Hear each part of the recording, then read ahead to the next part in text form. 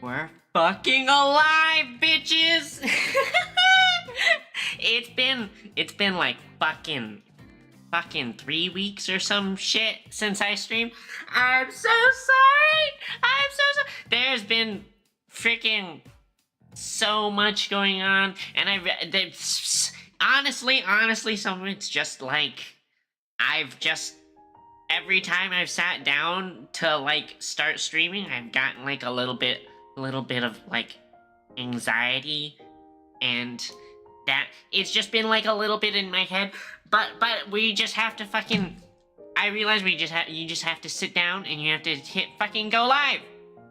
Go live, and I have so much to tell you guys about, because freaking these past 3 weeks have been heckin' hectic, super freaking hectic, cause I guess this last week was like me sort of recovering, but before that, the week before that, I was on work travel, and then I also had my class had like final project due, and it was all like a crazy nightmare, because the week before I was like, oh well, I had better get this project done before I leave on work travel, and then every night I was like working on the project, working on all this freaking classwork, and then still procrastinating because it's in my fucking DNA, I guess.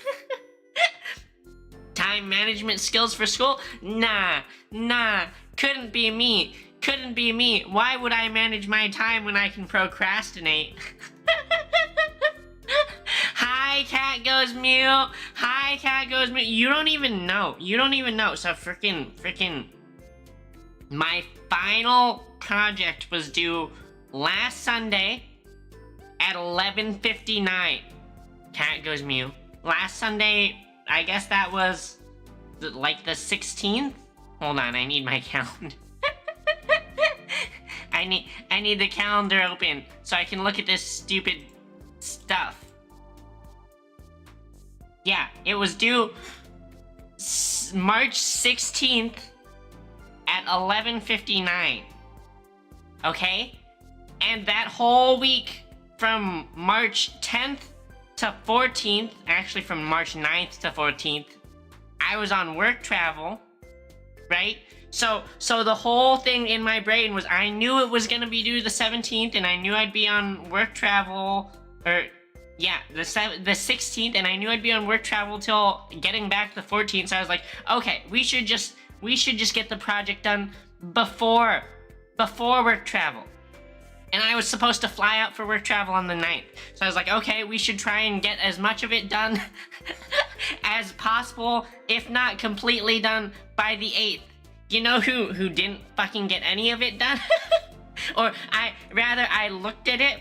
I looked at the assignments, and I was like, it's in my head. The creative juices, the creative engineering mathy juices are flowing. I think I can sort it out together. And I printed out all the lecture notes and all the materials, and I downloaded all the lecture videos. And then my plan was like, okay, on work travel, every time we get home from work, when we get back to the hotel, I'll do like a little bit of the project. Guess who also fucking was really bad at working during her time in the hotel? Although I got some done, right? It was like two sort of halves of the final project. There's like a written do it by hand set of math questions, and then there was like a bunch of the second half was like the same sort of math questions, but done with MATLAB and doing a bunch of simulations. And so during my time in the hotel, it was like every night I'd work on the by hand stuff. And I was like, oh yeah, I can definitely I can knock all this stuff out and at least sort of like get it all in my brain, what I want to do for the simulations. And then when I come home on Friday, I can do all the simulations in MATLAB in like a day. Easy. It's so coding is so much quicker. You just like plug stuff in, you type it out, you hit run, it fails, you change it, you hit run, it fails, you change it, you hit run. But I was like, it's fine. And then fucking somehow that like this was like schedule like Z. If you go in order of like, you start with plan A, and that's what you should do, and then it slips a little because you procrastinate, and then it's like plan B. But at that point, right, I got home from work travel, I was on like plan Z, and we were freaking rushing to complete all this shit for the Sunday night due date. And I knew also that I wanted to go to this Yoasobi concert Sunday night, so I was like, okay, we'll just have to have it done before we go to the concert. You know what fucking happens? Mama Bell's like, ho, I heard you're going to this Yoasobi concert. It's in the same town I'm in. You should try and spend time with your beloved mother. You know, why do you never spend time with me, Belle? So I was like, okay, the concert's at 7. I guess I'll try and have lunch with you. But the thing is, if I have lunch with Mama Belle, that means I need to be out there in town for the concert, which was like, that's like a 2 to 3 hour drive. So now if I need to head out there for lunch, it means I have to leave in the morning, right? I have to leave. So now the Sunday midnight due date was really like, finish it before Sunday. So I fly back from the other side of the country where I was doing work travel. I get back Friday, I sit down, I start coding, things go spectacularly mid. Which, honestly, thank God they went spectacularly mid, because if they had gone, like, really south, I would have had to, like, if I missed the concert, I would have been like, but if I had to call my mom on that Sunday morning and be like, Mama Belle, I can't make it. I have to finish this project. I'm pretty sure Mama Belle would be like, oh, why do you always make excuses? Why do you never have time for your poor mother? Huh? Why didn't you manage your time better, Belle? This is just an excuse because you never want to spend time with me. So I freaking, I stayed up all Saturday night finishing this project because I basically flew home Friday, code all of Friday afternoon because I got in at like noon, code all of Saturday, code Sunday morning into like 3 a.m. and get my project done and hit submit and immediately climb into bed because I have to fucking, I have to try and get some sleep before I make the drive to Mama Belle, right? And holy frick, driving on like 5 hours of sleep along California highways is like not a mood, but it was even worse because I got my project done. I hit submit and I told you how it like went spectacularly mid. Honestly, when I got my project done, I felt like it was fantastic. I thought it was fantastic. I was like, I'm the fucking best. I did the simulation and the instructor had like an example of what a simulation might look like, and their result had more delay than mine. That means I did better than them. I had a better controller than they did. I am the fucking best. It was so easy. And so I'm sitting in the traffic on my way to Mama Belle, and I was like, wait a second. That submission that I made last night of my project, it was so easy because I did it wrong. Literally, the epiphany hitting me as I'm sitting there in the middle of traffic, and I'm like, I did it wrong. I did it wrong. I messed with part of the matrix that you're not supposed to mess with. So I'm sitting there, and in my brain I'm like, okay, it's fine. He'll just dock me a couple points here. I guess you just eat the loss. But maybe the concert will end at like an okay hour, and I'll be able to drive home and quickly issue a correction and hit submit before the deadline. I don't know. There's part of me that's like super huffing copium. Super huffing copium. But excuse me. But anyway, I get to Mom Bell's place, and I'm talking with Mom Bell about it, and Mom Bell's like, oh, well, why don't you just fix it? And I was like, are you fucking kidding me, Mom Bell? I'm not fucking driving back 3 hours to fix it right now. and then driving back 3 hours to drive out to the concert. And Mom Bell's like, well, I mean, I guess you're a fucking idiot then. But anyway, my whole copium plan was like, okay, we'll just go to the concert, we'll leave when it ends, hopefully at a reasonable hour, because I honestly had no idea when it would end.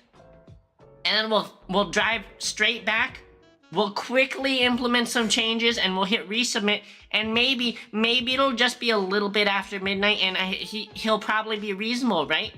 Which later on, by the way, I got an email from him that day, which was like, honestly, some of the weirdest thing I've ever felt. I felt so conflicted when I got this, because part of me was like, either he's like a very practical person and he'll just be like, oh yeah, if it's a day late, it's like 10% off. Or he'll be one of those like, no nonsense, no submissions after the deadline. But it was weird. He sent out an email and he's like, hello class, regarding late submissions. If your submission is after 11:59 p.m., 10% off. If your submission is after 1 a.m., 20% off. If your submission is after 2 a.m., not accepted.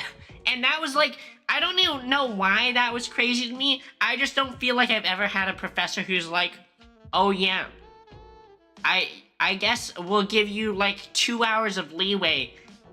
And those 2 hours will be like the most punishing 2 hours you'll have ever experienced. and freaking, I don't know, it felt weird because like in undergrad, if you had paper assignments, right, they're due like at midnight and you like drop them in the box. Obviously no one's gonna notice if you drop them in the box a little later, right? And I've even had TAs who are like, yeah, I mean, all I'm saying is I'm not gonna be at the box to pick up at midnight, you know? So they sort of like wave it off. I've never felt like anyone's been like, yes, 1 extra hour, 10%.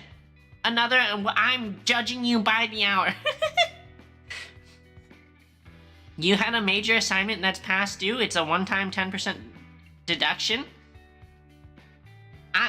Don't be worried. It'll be fine. It'll be fine as long as you didn't do it wrong like me. As long as you didn't do it wrong like me. But I was so worried about this project, and part of me is like super relieved because now it's over and it's like whatever happened, happened. But also, I just so much of my mental and emotional energy while I was on work travel, like I would come home to the hotel after working a day, come home from the hotel after working a day, and just have to grind away at this project. Sometimes I'd be like in the lobby on my Microsoft Surface tablet, watching lecture videos, doing notes, and my manager would be coming back from like dinner or his workout or somewhere when he was out and walk through the lobby and see me and be like, damn, Bell's doing fucking homework. He would walk over and give me a shit and he'd be like, oh, linear algebra. Oh, yeah, those are definitely numbers. Teasing me the whole time. Like, oh yeah, yep, engineer numbers, yep, we as engineers definitely had never actually used those. I don't know why you're doing anything with those in school. But it was an experience, you know? And then fucking, honestly, the biggest thing is that like super mega fricked my sleep schedule because, like I said, we flew out Sunday the 9th, which if you didn't know, was also the day daylight savings came into effect. And I had a 6 a.m. flight from the West Coast to the East Coast. So I got up at 6 a.m., flew over there, lost 3 hours because flying from West Coast to East Coast costs you 3 hours, and daylight savings. So it was 4 hours. And you can imagine how fried I am from a 6 a.m. flight and minus the 4 hours. So you get in there at like freaking, I think I got in at like, so 3? Yeah, 3 or 4. It's like 3 or 4 p.m. and you still feel like you didn't get any sleep from the day before, basically. So absolutely toasted that whole time. Mental fatigue of travel, mental fatigue of doing this project that I procrastinated, so I knew was like a really big deal and was sort of stressed about. And yeah, but thankfully, when we were out there for work travel, it was like we were visiting our supplier and we were doing some testing for some basically software updates they'd made. So we were basically just there to like oversee finalize testing of what they had like created. So it was basically like we'd drive over to their office and be like, hey, show us the thing. And they would like do it and we would just leave. But we got there Monday, and the sort of plan was like we wanted to dry run it Monday and Tuesday, and then we would run it like officially Wednesday and Thursday.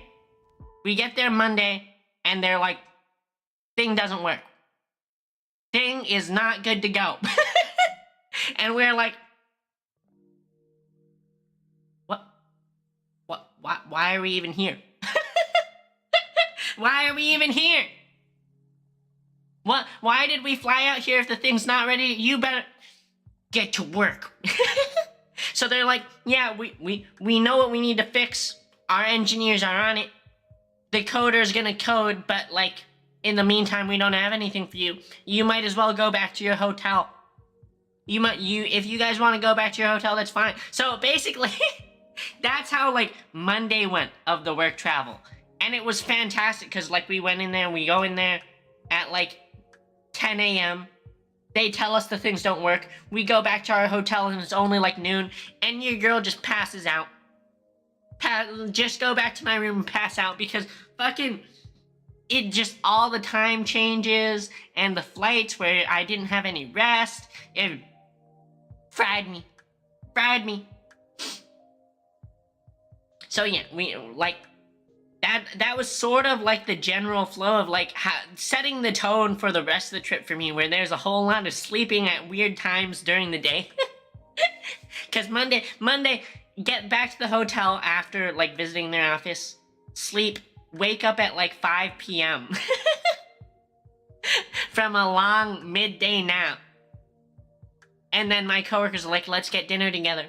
We go out, get dinner, I come back, decide I want to do some work, and then it gets to like 11 p.m. and it's like, well, I should go to sleep so that tomorrow when we go into the office again to see if things are better, I can be fully awake at 9 a.m. Eastern Time, aka 6 a.m. Pacific Time, aka 5 p.m. Pacific Time before daylight savings. So super early by my internal clock. I should go to sleep now, if I want to be able to be rested at all for the Tuesday meeting. But of course you can't because your internal body's clock's so messed up. I climbed into bed at like midnight on Monday night and I couldn't fall asleep till like 4. I think it was even 5. So yeah, that was the whole tone. It was like, not sleep, not be able to sleep at night, then go in and not really do much in the office there, and then go home early and then pass out in the middle of the day. but thankfully by Wednesday, they had their shit in a row, their ducks in a row, so we could run the tests and improve like they had done what they were supposed to do.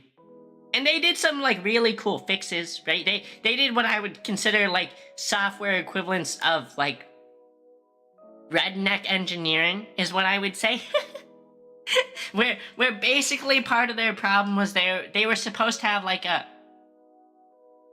logon through like the command prompt sort of window. I don't know what the software engineers really call that stuff, terminal or whatever. The command prompt looking window where it was supposed to prompt you and it was supposed to say like username, and then you'd type in admin, and then it'd be like password, and you'd type in password, and then it would let you in, right? And we needed that to work exactly that way, to show up exactly that way. I hardly do any. I use the terminal only for very specific things that I've not really engineered myself.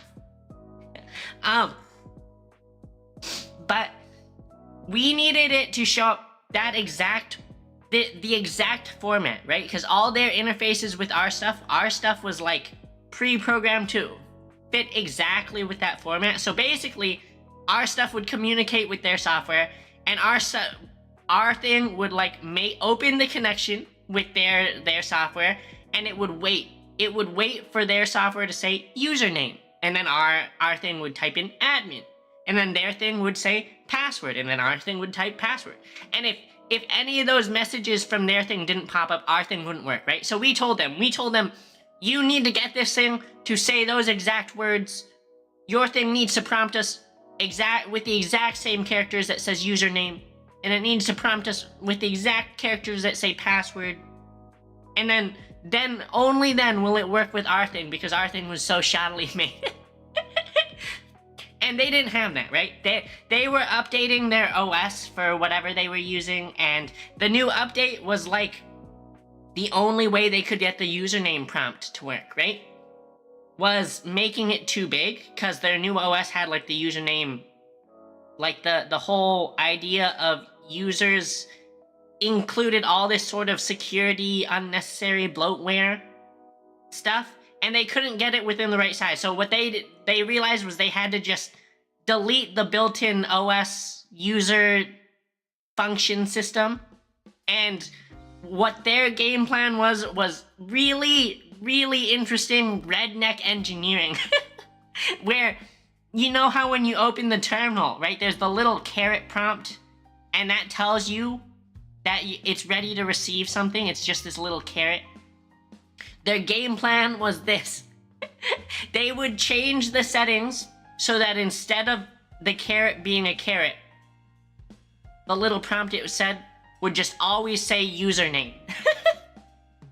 It would, whenever you talk to it, it would say username. And then when that said username, our thing would respond with like admin.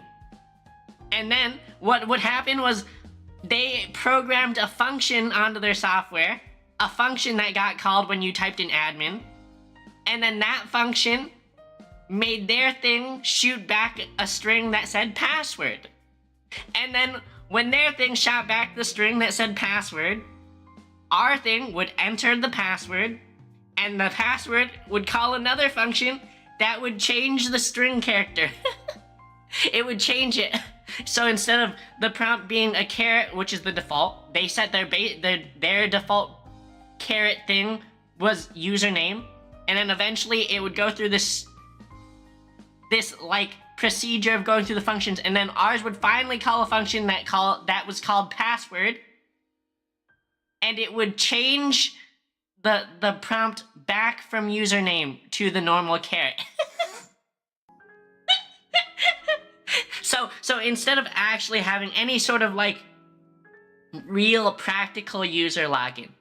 It was purely like they faked it. They faked the whole thing. They like, we'll just our OS's computer terminal will just say username, and then that will deceive your product into calling a function that will tell it to say password, and then your product, when it gets prompted with password, will type in the password, and that'll call another function that will restore all the normal defaults. So it was just like, I'll say it was a really clever solution to make all of our interfaces work without bricking them.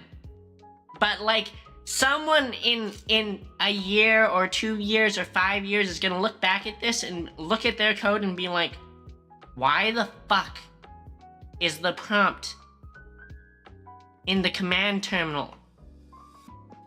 Why is it always say username?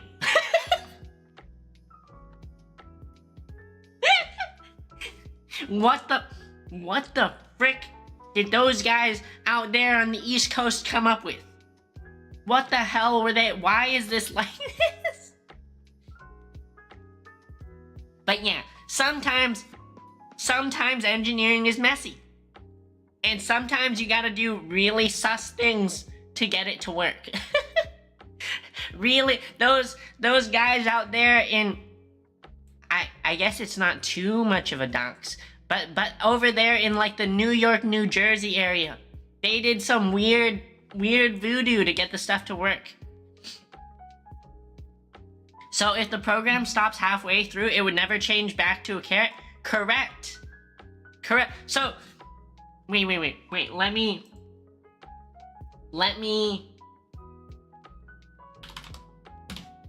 notepad this. Okay?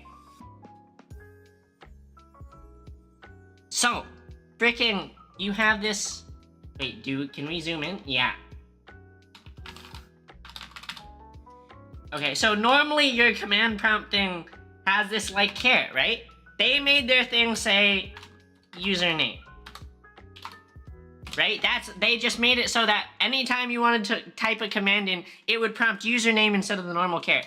Technically, if you were going in manually, you could issue whatever function you wanted. You could be like, call function X, right? And then their thing would do that, and it would just prompt username again. And you could just call all your functions over and over, and it would just continuously prompt you with username. Which is hilarious. But the plan was that prompting username would trick our program, my company's program, into being like, oh, username? It's asking for the username? We know what the username is. The username is admin. And admin was just another function, and when we sent them a message that said admin, it would tell them to run another function, and their function would be like, oh, the function says we should type password, so password. That's what they would prompt us with. And then when they prompted us with that, we'd be like, oh, I guess that means we need to type in our password, and we'd be like, where's the... Right? We'd be like, okay, type in password, and then finally this would call another function that would turn it into carets. Right? But if you were just a person playing around and you knew all the black voodoo, you could just go straight and you could just hit password here, and then it would turn it into carets. Or if you didn't care about what it said and you just knew all your commands, you could just start typing in your command. You could just be like, function X, and it would do the thing, and then it would prompt you again. And then you could do function Y, and you could do all this stuff, and it would just have this really ugly prompt that said username.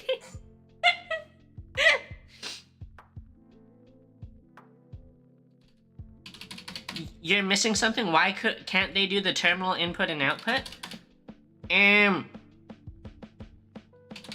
So what it was the very specifics were, their program would always be running, and then what would happen is our program would like open a port to talk with theirs, right?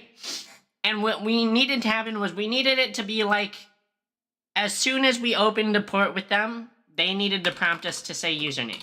They needed to send this prompt. But their thing, I guess, did not know when we opened the port with them. And how they described it was like, they don't know when we have the port open, so they need to send this message as soon as the port is open. But they also can't just be sending this message constantly, because if they send this message and the port isn't open, it would like break the system. and I don't know the exact voodoo of why that was, but basically what they needed was they needed this initial message to come out only when we connected and immediately. So I don't know freaking what black voodoo magic made it made it that this was the only solution, but it was apparently the only solution that they could come up with over the course of 2 days, because we came in there Monday and we're like, get this shit working by Wednesday when we do the official test.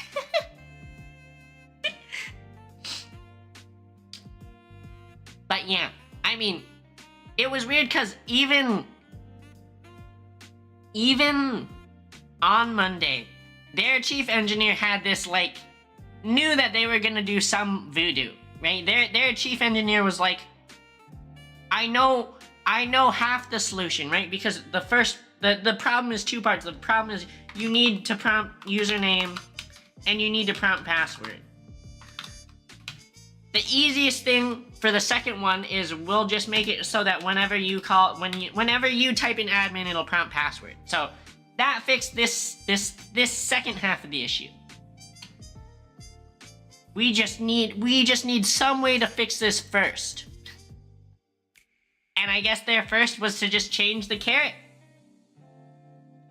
That was what their software engineers came up with. But it was like, it's some pretty hilarious, hokey, black voodoo, redneck engineering. So yeah, engineering sort of messy sometimes. But I guess if it works, it's not stupid, right? That's what I keep hearing. If it works, it's not stupid. But those frickin' New Jerseyans, their engineering is something else, because I also know, like, I guess this is something that I have that's a pet peeve of all the other states I've really been to. Mainly the East Coast ones, is their road. What the fuck is up with the roads over there? Holy cow. For my flight back, right? For my flight back, again, I had a 6 a.m. flight. And it was out of, the, like, Newark, New Jersey airport.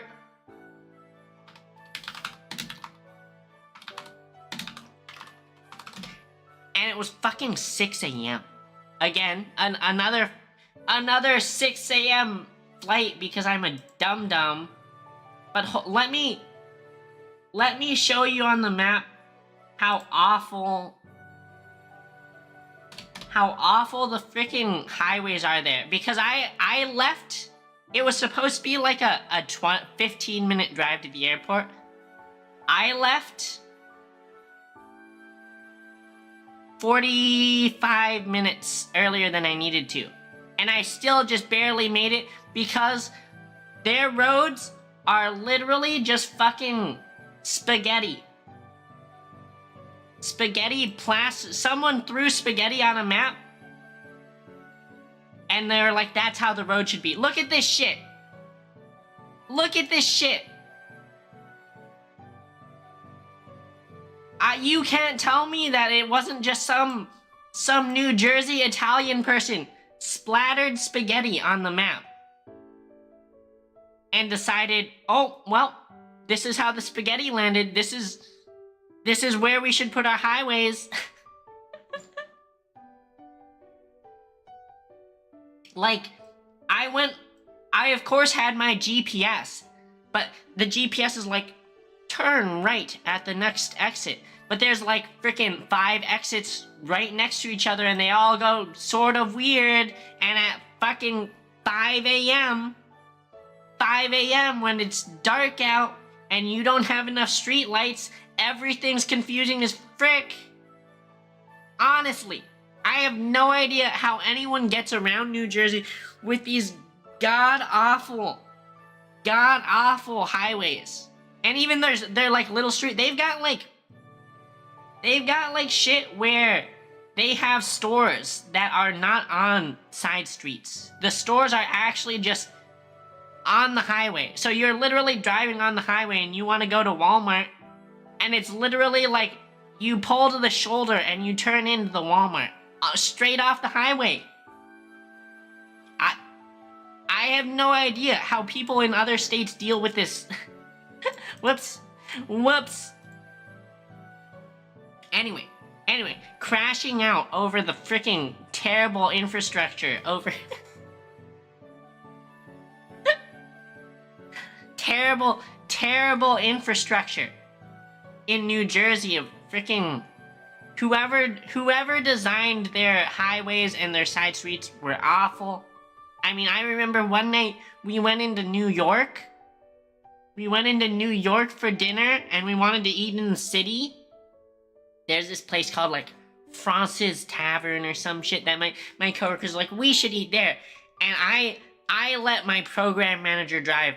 Thank God, because freaking driving into New York and they've got like all sorts of more spaghetti looking streets, except all of them are like chock full of other drivers, and now you're dealing with like New York drivers and they're all super aggressive. Holy cow.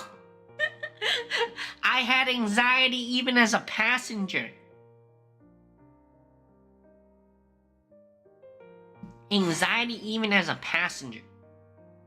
But anyway, I've been like all over the place with my storytelling because I apparently cannot keep a normal train of thought talking about just this random shit. But what I do want to talk about, though, that like I sort of only tangentially brought up here was freaking last Sunday, when my final project was due. I went to a Yoasobi concert. It was called Matsuri 25, and I was going because I wanted to see Yoasobi, but there are 2 other performances.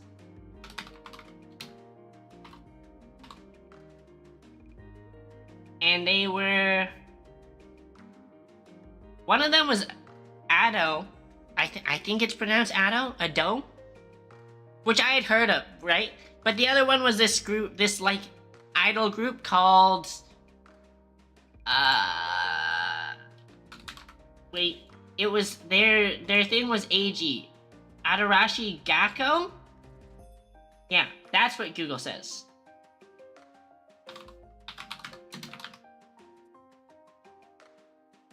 And that was like the whole like premise of the concert was it's supposed to be like a Japanese music experience. And I was ready for Yoasobi because I had heard Yoasobi, that's why I went there. And I like sort of knew what Ado was going to be like, but I had never heard of Adarashi Gakko. And it was really interesting actually seeing for the first time what I guess is like a real idol group. I feel like, at least. It was like a real idol group. You can see it's these like 4 girls in these schoolgirl uniforms. And it was... I don't even know how to describe it. Because I felt like Yoasobi was like... You know what they're doing? They're doing like this like EDM pop, you know, music. But when Adarashi Gakko was on stage... it was like half their songs were mainly just like chanting, right? And it sounds weird, but they were doing so much like crowd work where because their songs are just like chanting, right? They're like chanting, the crowd can chant too. And during this time, since they're not like doing crazy singing vocals mainly, although like one of them is like, you know, a real strong vocalist, most of it is crowd work where they're doing like crazy dances, they're break dancing, they're doing head spins, they're doing like human pyramids and shit. They're like dancing with props. One of them was they're like dancing with brooms.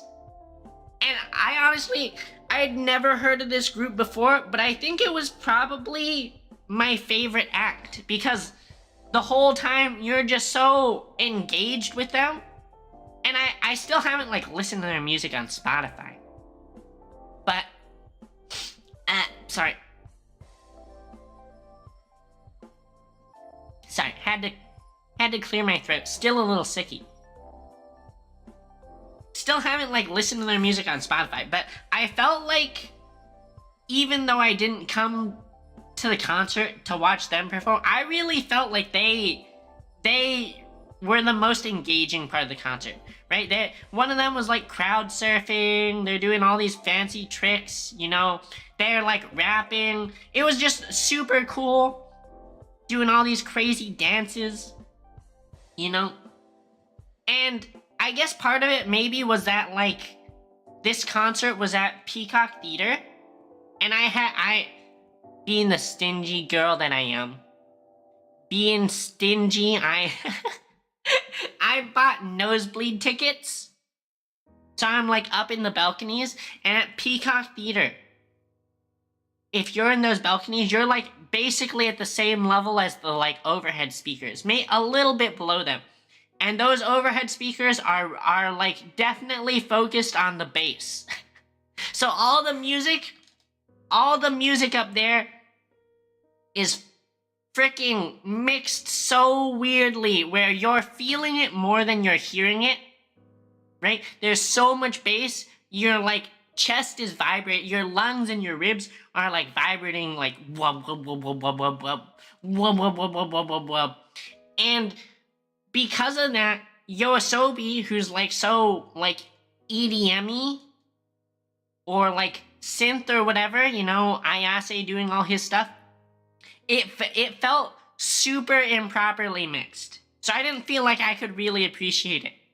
And Ado, who I feel like was also semi-reliant on mixing, but maybe less, was still just felt really off because all the music was just mixed so weird. But this group, since all their music was just like chanting, I didn't really feel like I needed like super perfect, amazing audio quality. I was just there super engaged, watching them dance and do all their chanting and cheering and crowd work, you know?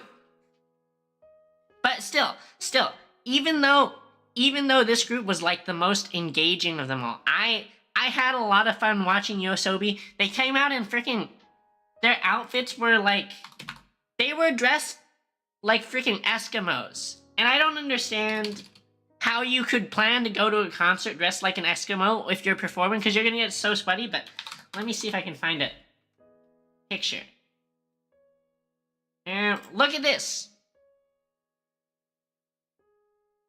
Look at this. This is Yoasobi doing their live performance. She's like dancing like this, and all I could think was she must be freaking baking in this like Eskimo looking costume.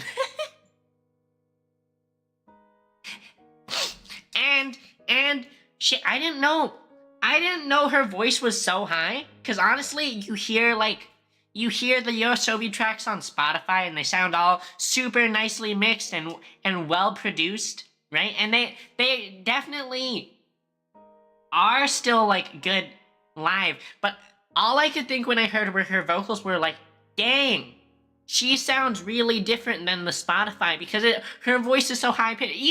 Even when she was talking, she's like, hello LA, right? But it was like this super high pitched, cute, girly voice, and I was like, It's an actual anime girl in the flesh. those young anime girl voices, those Japanese voices that I always feel like are like, it almost seems like they're faking it, you know? But I guess that's just how like Japanese girls learn to speak that language. That language is like higher pitched for the girls, I guess.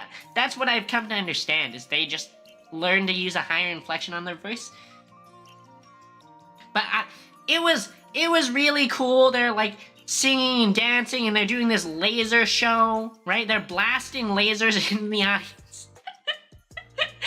I was worried that someone's gonna have like a seizure or some shit, even though I was like in the nosebleeds. But they're like blasting lasers everywhere. They're blasting lights everywhere. It wasn't just these two. They had like a band with them where there's some guy on keyboard and guitars and a drummer, right? But they're all dressed out there like freaking Eskimos. I was just sitting there in the nosebleed seats, not dancing or anything, you know, just sort of swaying or nodding or whatnot, listening. But even I had to take my sweatshirt off because it was too hot. I can't imagine how sweaty she must have been. But they did have, like, speaking of, like, swaying and dancing, I remember they came out really hard, and they went straight off with, I think it was, like, Monster, right? The first two songs were, like, really hard, and then she's, like, between songs, the next one, I want to feel a sense of unity, so everyone take out your phone and turn on your phone light and start swaying, right? And you get that, like, really cool video scene for anyone who's watching, right? If you see those scenes on YouTube or whatever where their production team is making videos and they're like singing at the audience and the audience is swaying all their phone lights. And I felt like that was really cool, except you never see in those videos. You never see those videos what it looks like from the audience side. And it's hilarious because when you see it at the performer, right? It's this really enchanting, like, basically like the sky full of stars and the stars are all swaying.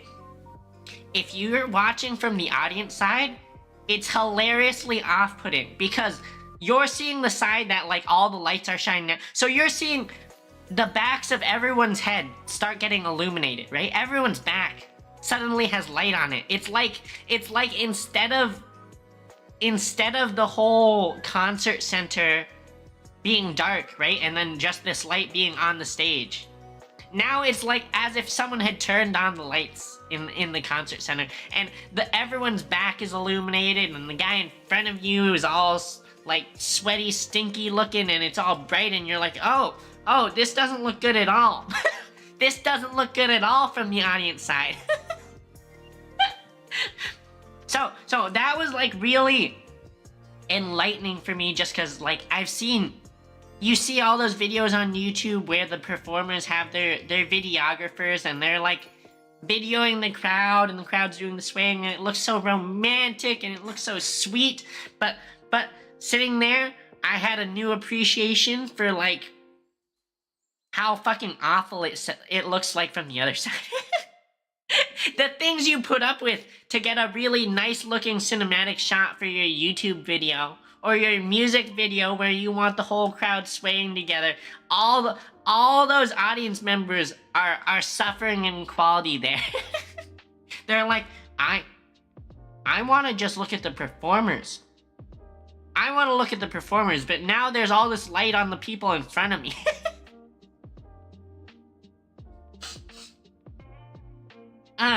So it was something. And I definitely feel like I went to this concert for Yoasobi, right? And they were the opener, which I felt some sort of way about because I was like, this is the group I'm here to see. I feel like they're probably the best. They should probably go last. But them as an opener, I don't know how I feel about it. And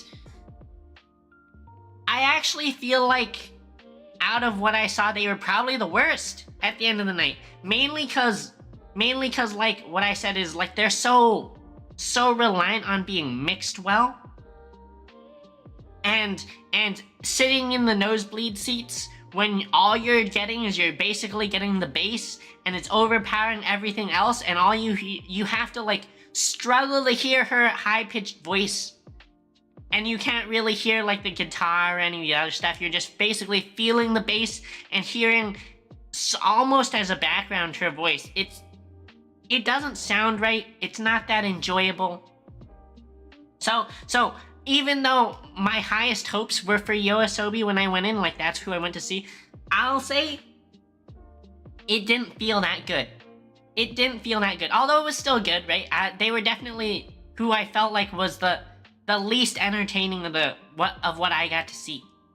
But yeah, after that was Adarashi Gakko, who was doing all their crowd work and super engaging, and I definitely think it like put idol groups on the map for me, just in terms of what they do, where like it's almost not about the music, it's more about the performance, right? Where they're doing their breakdancing and shit, and they're even doing like a lot of really comical stuff, sort of joking stuff. It felt really performance based, and it felt like they really cared about the audience's experience. But finally, I think most of the people there were there for Ado. Ado? I still don't know how it's supposed to be pronounced. But Ado was last. And it was really interesting because I knew she has this thing about not wanting her face to be seen, right? Ado Cage. Hold on. So what she does, so that she doesn't get seen, is she performs in this like cage thing.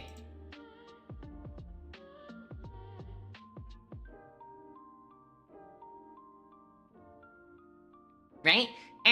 And when they brought the cage out, what it was is like all it looked like was a blue box.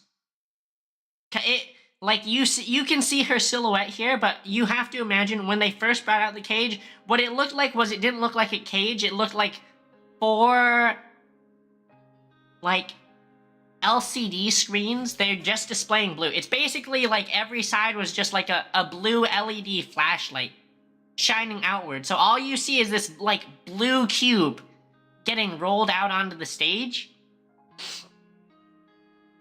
And I don't even know how they get it to work so well, where like when it's displaying, when it's like blasting its blue light out, you can't see in anything. But when they turn it off, it's like this actual cage looking thing. You can see through the bars like this. And so all you see when she's performing is you see her silhouette. And I wasn't sure how I would feel about this, because like, how much are you gonna get from a silhouette? But she wears like really flowy clothes, and she has like a ponytail, right? So as she's dancing, and I thought she probably wouldn't like do much dancing or anything, but she's like really dancing. She's really exaggerating her movements. Everything's like flowing everywhere, right? She's like doing spins, so her like little skirt floats up like I want to compare it to like a tutu, where like if you're spinning, your like skirt's gonna like float up, and you can see that flowing, and you can see her sleeves flowing as she like moves her arms around. And she had a ponytail, so anytime she'd be like whoosh, you'd see the whole ponytail like flip around her, like in a L'Oreal commercial, right? So I was super pleasantly surprised in being able to see how well she danced, because I felt like, oh well, if she doesn't want to be seen, then her dancing's probably gonna not be that big a deal. It's gonna be minimal. People are really just there for the vocals. But no, this girl was out there working it, which is crazy to me. Crazy to me, because obviously if she's got this thing where she doesn't like being seen, right? She's clearly made her career being mainly just like a vocalist, and her vocal skills are fucking insane. Like crazy, full, deep, rich voice, even when she's like screaming, which I ripped my ear. My ears were super shot, especially with the Peacock Theater sound mixing. She's like screaming, and it's coming straight from those bass speakers into my very soul. I feel it in my heart, my lungs vibrating as she's like screaming. I definitely like lost a year's worth of hearing after that. But it was like, I was just so surprised because even just seeing her silhouette, I feel like she made like a really good performance in her dancing. Really good. Although I feel like weird because this cage is like 15 or 20 feet each direction, so it's not very big at all. She's mainly just like dancing in place. I felt like the fact that I had to be watching her or like looking directly at her in this 15 by 15 by 15 cube meant like the entire performance, my eyes had to be lasered in watching that small space. and so because of that, I almost felt like it was like watching TV, right? Because you're no longer watching the rest of the whole freaking stage, right? Even though she's got like her guitar guy and her backup singers and all them, right? They're all doing her stuff. And normally when you're watching a concert, they're like using the whole stage walking around, so you're like tracking them and you're seeing the light shows and all that. But because of this whole like, it's just her in a cage. It's just her in a cage. Because of that feeling, I felt like I had to just be like staring at that one little spot the whole time. And it was like really weird. I really felt like I had to be like watching the same way you'd be watching TV, where you're just laser focused on this one spot. And it didn't feel like I was getting it felt like I was losing part of the concert experience, right? Maybe in the future what they can do is they can have the cage move or something. I don't know. or more background dancers moving around her or something. But in terms of her performance, right? It was still pretty good. It was still good to see her dancing, see her ponytail all over the place, hearing her vocals are fucking crazy again. Holy, I was not an Ado fan before this. I just sort of knew she existed, right? I knew people had done covers of her stuff, and I knew she existed. But after this, after hearing her, I was like, I gotta add her on Spotify. And so since this whole past week, I've just been listening to her on repeat. Listening to her on repeat this whole past week. Came for Yoasobi, and then left hooked on Ado. But yeah, concert was great. Concert was fun. I lost a bunch of hearing.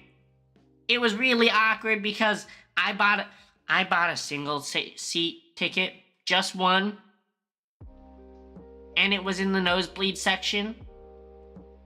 And it was my nightmare because they put me all the way to one side against a wall. So of course what that means is like you go up the stairs to get your row, and then you have to climb over literally everyone in the row. Because the whole row was, I guess, got there before me and sat down before me, so I had to say, excuse me, I'm in seat 14. Excuse me, I'm in seat 14. And you have to walk through 13 people. 13 people sitting there, and you have to make them all stand up so you can get past. And my little girl kidneys or bladders, you know, my little girl bladder is not really that good at holding it for very long. So, of course, basically, I know, as soon as I sit down in the beginning, I know it's gonna be a battle of, like, how can I make it so that I go to the restroom as little as possible and interrupt these people as little as possible? Because if I go in the middle of them performing, it's going to take away from the concert experience of these 13 people. And if I go too often, they're gonna be like, what the fuck's wrong with this girl? Why does this girl keep leaving? Why is she incontinent? I think the word's incontinence or something. Why is she unable to hold it? I feel like every time I'm walking past people at the movie theater, they're judging me. So thankfully, because it was 3x, I knew, okay, the game plan is we're gonna watch the first act, we're gonna watch Yoasobi, and then in the little time between Yoasobi and Adarashi Gakko, that's when we're gonna go to the bathroom. That like 15 minutes of intermission, that's when we're gonna go. Because everyone's gonna want to go, right? Everyone's gonna want to make use of that time, so it won't look that weird. So I sit there and I watch Yoasobi. Each of them were like an hour. I actually didn't know how long they had planned to do each of them, but each of them were like an hour, which is a good amount of time. And I get up after Yoasobi to go to the bathroom, and I'm expecting a whole bunch of people in the crowd all gonna stand up. Everyone's gonna go out and get snacks or go to the bathroom. No one else. No one else in my row. No one else in my row decided to get up. It was literally just me, like, oh, I guess I'm the only one with the little girl bladder. I'm the only one. I guess I'm the only one who needs to go. Excuse me. Excuse me. Excuse me. Excuse me.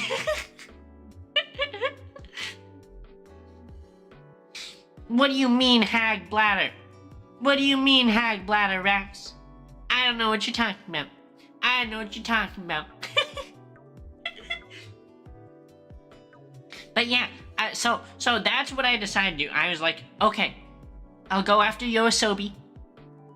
I'll go after AG. And then afterwards, I should hopefully make it through Ado, and that should be fine. All that means is I have to be able to sit there and not need to pee for an hour. For three different acts that are each an hour only, I just have to make it through them. And they might judge me a little for having gone twice during the whole concert.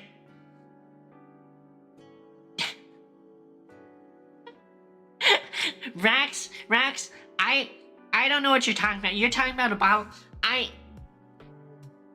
understand the idea of the bottle like holding the urine. And I sort of think I understand how a guy could do it. I don't think I could do it anywhere near as cleanly as a guy could, for reasons. You know, that's all I'm gonna say. I don't think it would be anywhere... I don't think I would have anywhere near as good luck getting it all into the bottle. But next time I know what... Maybe I'll just go with like a catheter. Go with a catheter. That sounds like the best plan. Might need to collect some tools from the old folks' home? Frick you, Mystery. Frick you.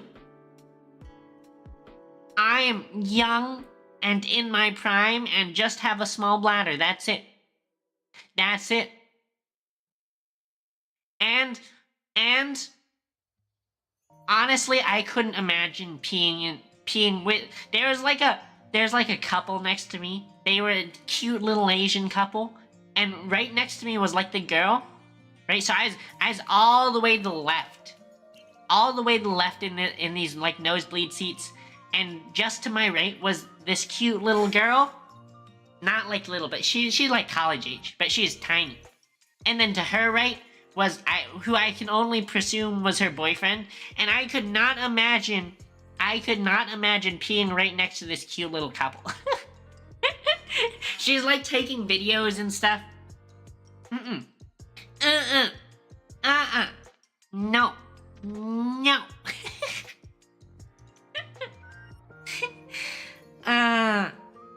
Oh, I didn't even... It was like...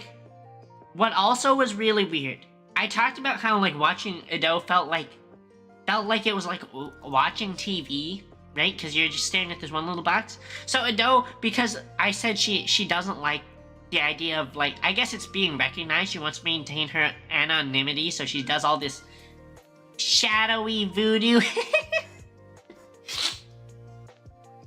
They also always enforce this rule of like, no cameras, no recording, no binoculars, nothing like that, right?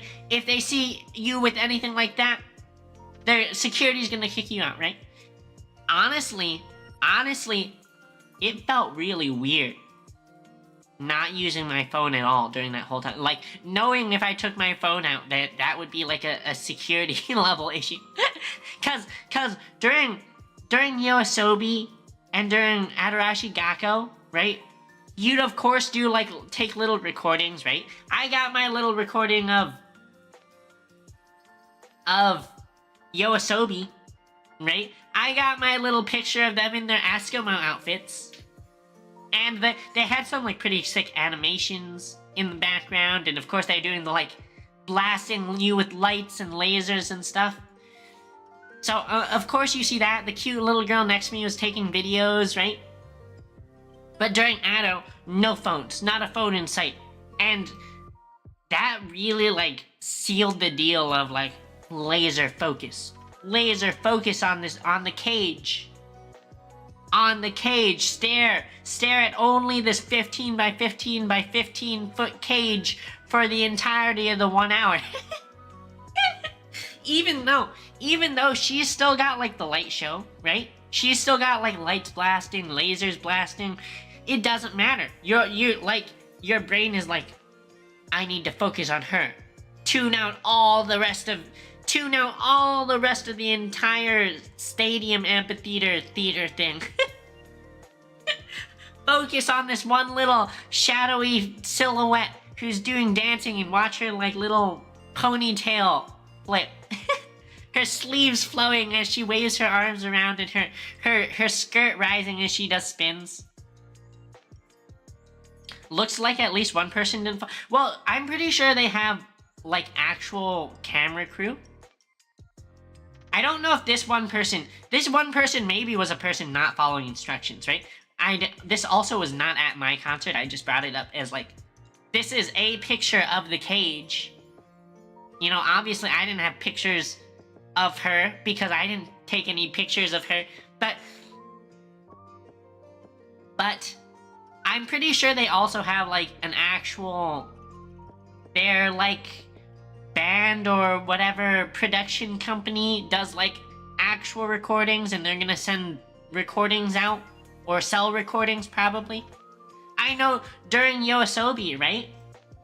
During Yoasobi, they've got like the big like crane mounted cameras where the guy's like sitting at the back of this huge lever arm that's like weighed down to be balanced, and he's like sweeping the camera across, and he's getting all these cool dynamic shots, and you see them on like some of the sideboards, side screen projections.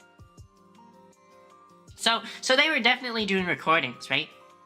But it's definitely different if like their production company is making recordings, right? Because their production company, I'm sure, if Ado sees it and she's like, I don't like that shot gives off too much of my identity, even though I'm just a silhouette, I'm sure they'll scrub it.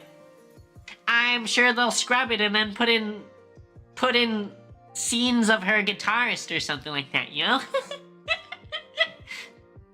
But yeah, I had a good time. I got some merch. I got an Ado shirt, which is super cool because it's basically like an anime girl shirt, right? She basically, I mean, I hadn't really followed her before, but basically, you know, since you never see her face or any pictures of her, all her artwork for all her songs and whatnot and her videos is anime girls.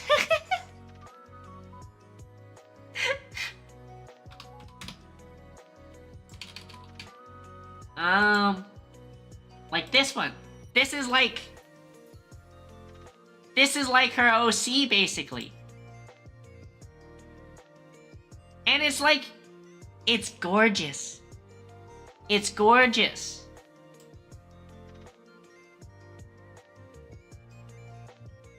This one, this is what I got a shirt of. I got a shirt with this printed on it. But yeah, I love Anime Girl, and I was listening to her on Spotify the whole drive back. Although freaking my ears were so blasted. My ears were so, like, I had to really crank up the audio in my car on the drive back, and I was like, I'm gonna be deaf this whole week because of this. Ears no worky. Ears no worky after the concert. And I mean, I should have known. I should have known because I had basically done this before. Like, way back in the day, the first concert I went to, the first concert your girl went to in her life was a Linkin Park concert at Staples Center. And I also had nosebleed seats. Exact same shit where you're like right next to the bass speakers and they're just blasting vibrations into your body, and the next day you're like, man, I can't hear any. I should have learned. You need earplugs for concert. I think especially in the nosebleed seats you need earplugs. But I guess I'm too dumb and didn't remember that because that was like over 10 years ago now. That Linkin Park concert. But from now on, if I ever go to a concert, I need to bring earplugs because holy cow, the hearing damage. Especially when she screams. And she screams. She really lets it loose. She lets it rip. I'm not even gonna try and imitate it. Not even gonna try and imitate it. Maybe one night for karaoke. Or something like that. Speaking of freaking chat. My birthday's so soon. I don't even know what I'm gonna do for my birthday. Should we do a birthday stream? I know that like that's like something a lot of streamers and VTubers especially do, but I don't know what I would do on a birthday stream other than, you know, just like normal normal stream stuff. I feel like karaoke sounds like fun, but it sounds so embarrassing.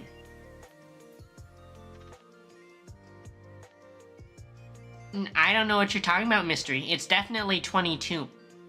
I'm always 22. I'm 22 right now. And in 2.5 weeks? 2.5 weeks, April 10th,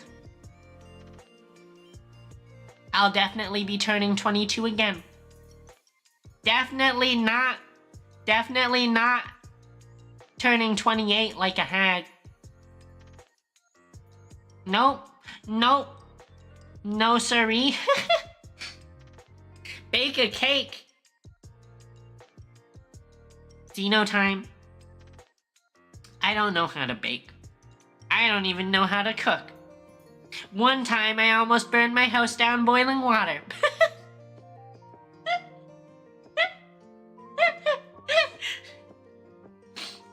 If I do a birthday stream, it's definitely not cooking. That's what I'll say. But karaoke's maybe on the table or something like that. Order a cake? Yes, I will order a full cake for my singular body to eat the entire cake. I'll put on like 1,000,000 pounds. Are you crazy? Are you crazy?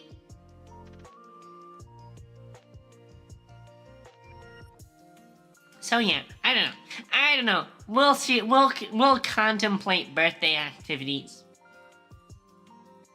Share the cake with... Yeah.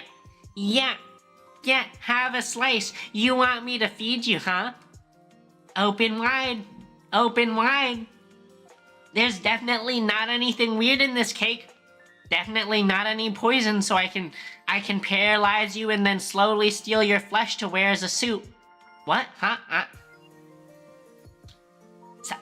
I didn't say anything weird. Nope.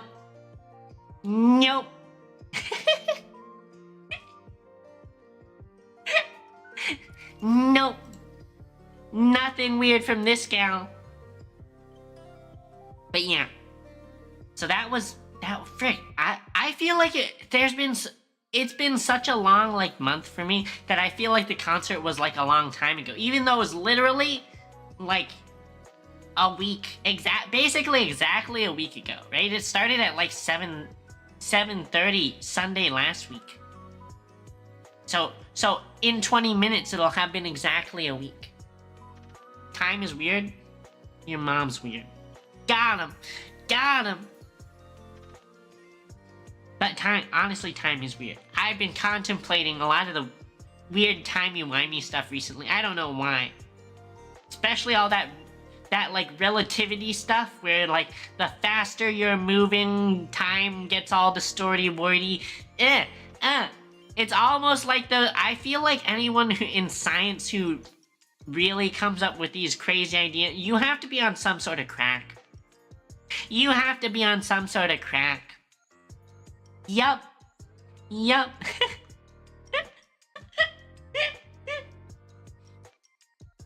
Also, watching, what's his name? The astrophysics guy. The black guy. What's his name? Super famous. Has all sorts of memes.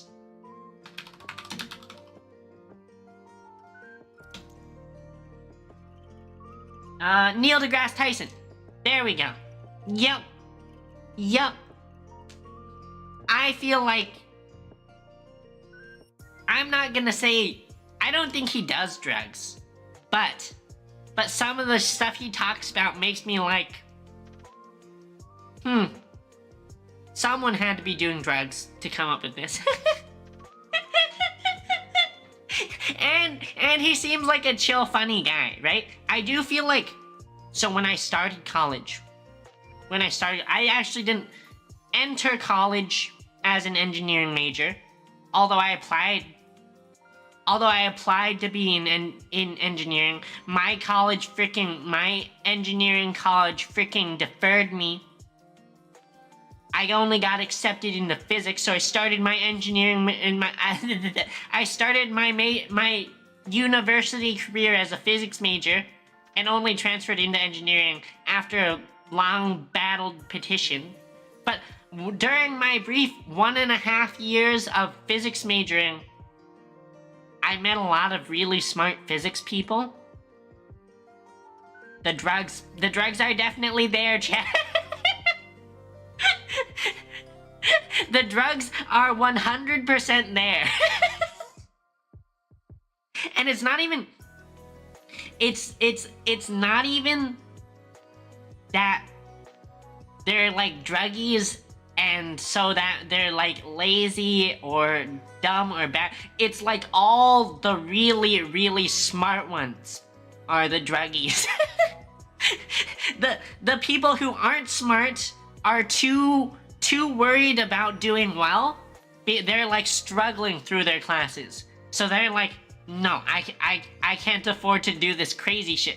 But the really, really smart physics majors were like, they're like, oh yeah, I finished this homework. I'm gonna go do shrooms now. I'm gonna go drop acid.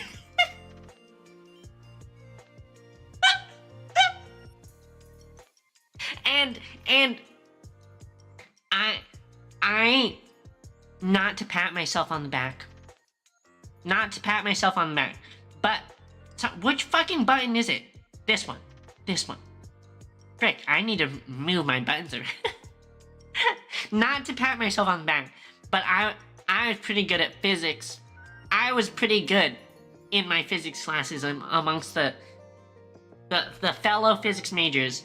But still, the ones who did the drugs, they're something else. They're something. They're like a whole nother breed, right? Where I think I'd probably like beat 70-80% of the class. The druggies are like the people who would end up going to like grad school at like Stanford or some shit.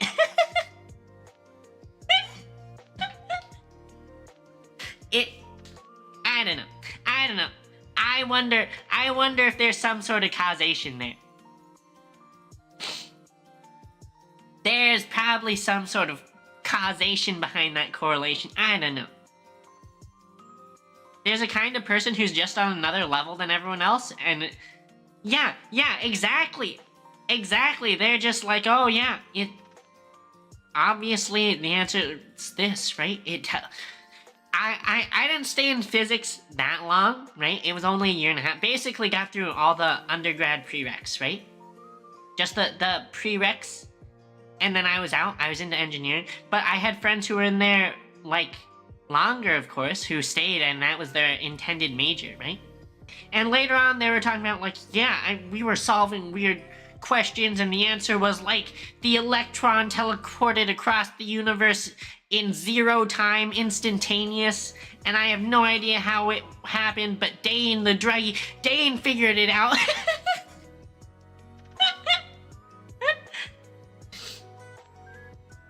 Almost done with the physics minor, but that's as far as you'll go?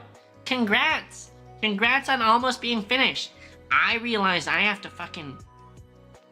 put in my like, paperwork for finishing my master's degree soon. They sent me the email.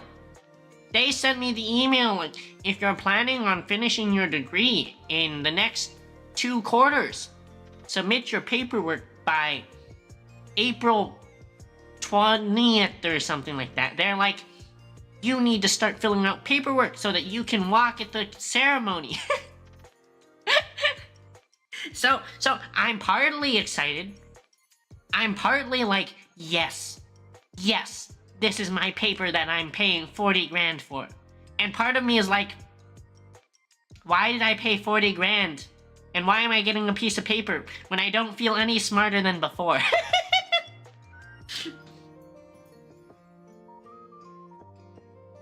Yeah, exactly, Xenotime. If I don't fill out the paperwork to walk, they'll make me run. Or they'll make me crawl. Frickin'. So when I was in New Jersey, right, for my work travel a week ago, my manager was like, saw me in the lobby doing my grad school homework, and he'd like tease me about it being like linear algebra, and he'd be like, oh, you're doing like the linear algebra, like row by column voodoo, right? He was talking about how like there's a little dance he would do where he'd be like row by column, and he'd have like his hands in like karate chop forms, because it was supposed to be like the left one was across like row and then the right one's like column. Nerd stuff. But he would tease me, and our last night there, we went out for dinner. At some bar. It was me and a bunch of white male engineers, which is kind of... Actually, there was one Asian male, but I was still the only... Anyway, we're sitting there at this restaurant. This bar, pub, restaurant, and he's talking, and he's like, oh yeah, Belle's out here doing like her grad school work doing linear algebra, and one of the guys from the site we were visiting, one of their engineers who had worked really hard on that redneck engineering solution, he's like, oh Belle, what are you getting your master's degree in? And I was like, oh, systems engineering. And he's like, systems engineering? He said you were doing linear algebra. What the? Why do you need linear algebra to write a fucking requirement? and I don't even know what I'm supposed to say, because like on some level, he right. And whenever I apply for a job in the future and they're like, oh, we see you have a master's degree. What's it in? Oh, systems engineering. Cool. They'll expect it to be all about systems engineering stuff like requirements. And then I'm gonna be there like, yeah, I, during that 40 grand that I spent on my master's degree, did a lot of linear algebra. Something I won't use in this job at all.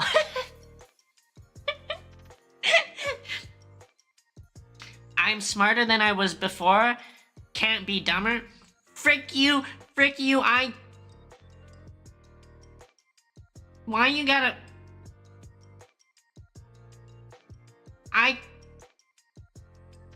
He's saying I can't be dumber?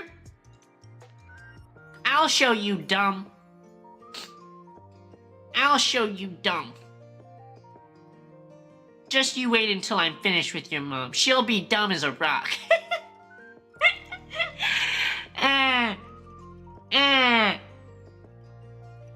But anyway, one of these days, the gnarly control systems math that I learned in my master's degree will come in handy, and then I'll be like, yeah, I paid 40 grand for a reason.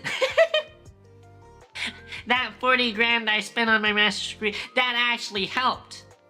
This crazy generalized plant and controller system and simulations that I've worked on in MATLAB, yeah, that was actually meaningful.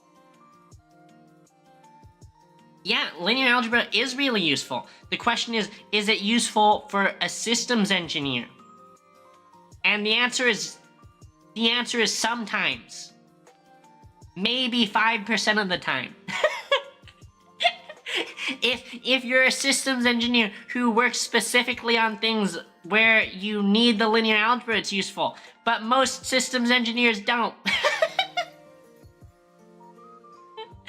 It's the exact same thing as all math, right? You know, to me, I'm like, at least when I was younger, I was like, everyone should learn the basics of calculus. Conceptually, everyone should understand conceptually what a derivative is. You know how many... I think everyone I've ever talked to outside of engineering is like, why the fuck do you need calculus? Why do you need anything even above algebra? Why do you even need algebra? You probably only need arithmetic. Right? And that's true. That's freaking true.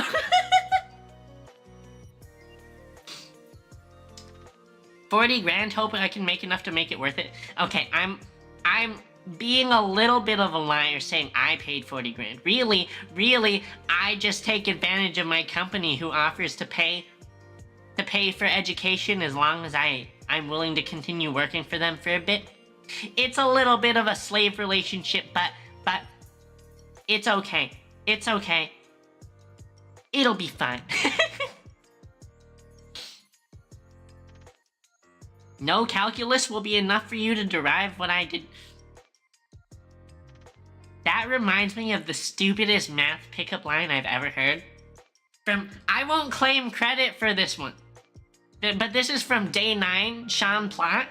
He's like a StarCraft commentator. And he was a math major. But he told this really stupid pickup line. Okay? He's like, I'm like e to the 2x. You can derive me all night long, and I only get bigger.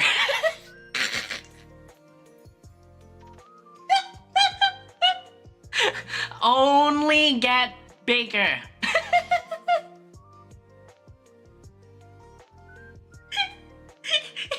It's so stupid. It's so stupid.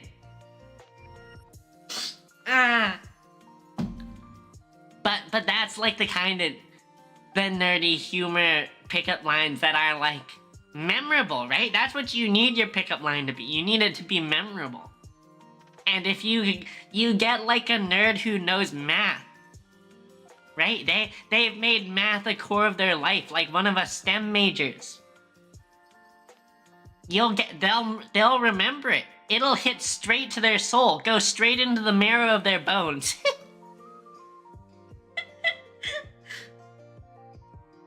Haunt you in your nightmares? Yeah, but think about it. Imagine you went out to the bars with your friends and you're hanging out, and some guy walks over and hits you with that one, and then later that night you're like, that fucking guy made that stupid fucking pickup. They're in your mind. They've successfully infiltrated.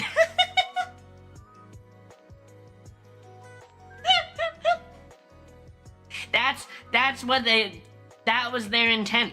It's the same as a stupid, like, Are you DNA helicase? Cause I can see you unzipping my jeans.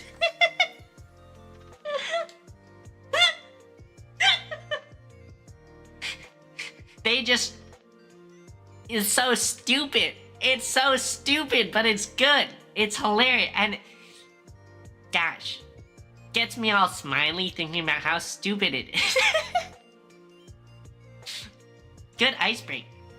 The problem is one day you're going to assume someone is smart mathy, and you're gonna say that to them, and it's gonna be like some really dumb not math person or some humanities person, and they're gonna be like, the fuck this bitch talking about? They're gonna be like, are you okay? I'm gonna move seats. I'm gonna sit over there.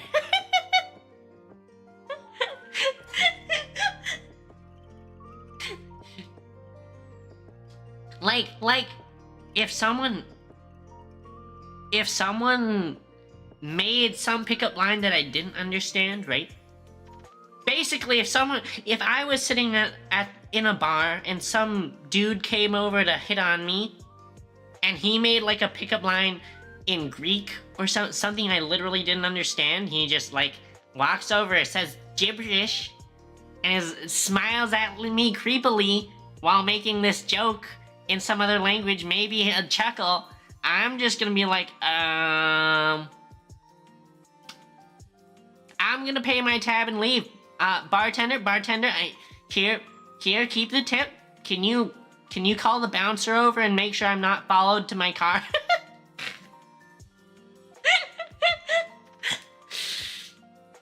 Yeah, it's time to leave.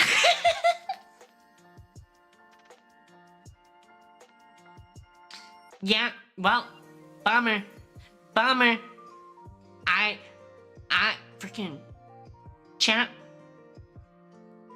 This gives me bad nightmares of this one time I went to a restaurant, right? I went to a restaurant, and I think it was like after work or something one time. I was still in like work semi-casual clothes, right? Like a nice shirt with some buttons, right? And long dark jeans. So like nothing really casual. It was just pseudo formal casual, whatever, business office attire. And I went to the bathroom. And as I'm coming back from the bathroom, I'm coming back to the table where my mom is. I get pulled aside by some dude who's like, excuse me, can you tell me, actually, no, I didn't go to the bathroom. I can't remember why I was up. But some guy pulled me aside, and he was like, can you tell me where the bathroom is? And I was like, I don't know. And he's like, the bathroom, where is it? And I was like, I don't know. And then he's like, El Baño? And I was so shocked. He didn't realize that it was because I didn't work there. He thought I like didn't speak English. I was like, I do not know. I couldn't even bring myself to be like, what the fuck is wrong with you, right? I was so shell-shocked. That his assumption was that I just didn't know English. And he didn't realize that it was because I didn't know the answer. But I was so shell-shocked that I didn't even say, I don't work here. I just continued to say, I don't know.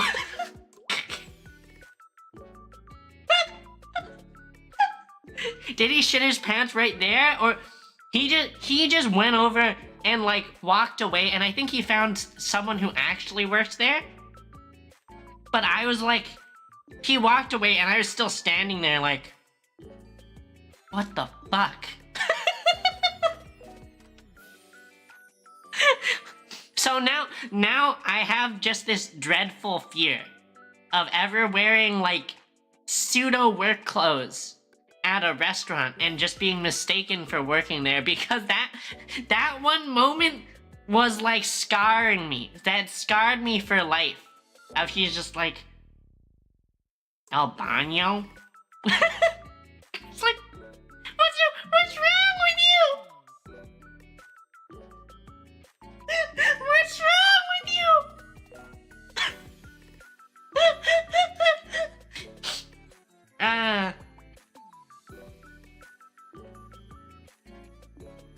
Havor era. Wait, what language is that? Is that French? Croissant?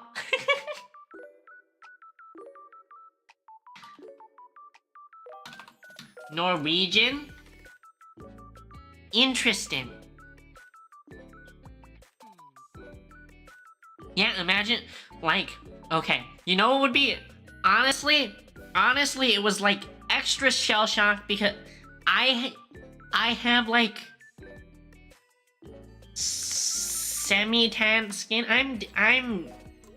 I'm decently tan, I guess, or I'd say my skin is, you know, sufficiently not white, you know, being a Chinese gal, but if I did not expect it to be Spanish that they would go for. But honestly, if someone was like, where's the bathroom? And it's like, I don't know. And then they said something in Cantonese or Mandarin, I actually, like, I think my head would explode. I don't even speak Mandarin or Cantonese, but it would be like some level of insult to injury there, right? Of like, they got the race right, but I still don't even speak that language.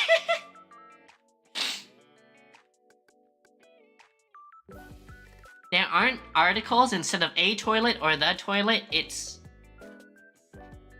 et toilet versus toiletet.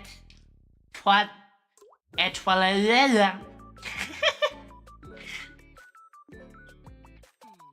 But yeah, I don't know why I'm just suddenly really shocked with the idea of, I don't know why this came back up, this trauma, this past PTSD trauma. Didn't I say, yeah, and then I realized that that's not where I was coming back. I don't even know why I was standing up, right? Because if I had known where the bathroom was, I would have told him, right? I just remember, for some reason, I was walking to the table where my mom was, where Mama Bell was, and then that guy pulled me aside and was like, where bathroom? And I was like, I don't know. And they're like, bathroom? And I was like, I don't know. And they're like, El Baño? And I was like, I don't know.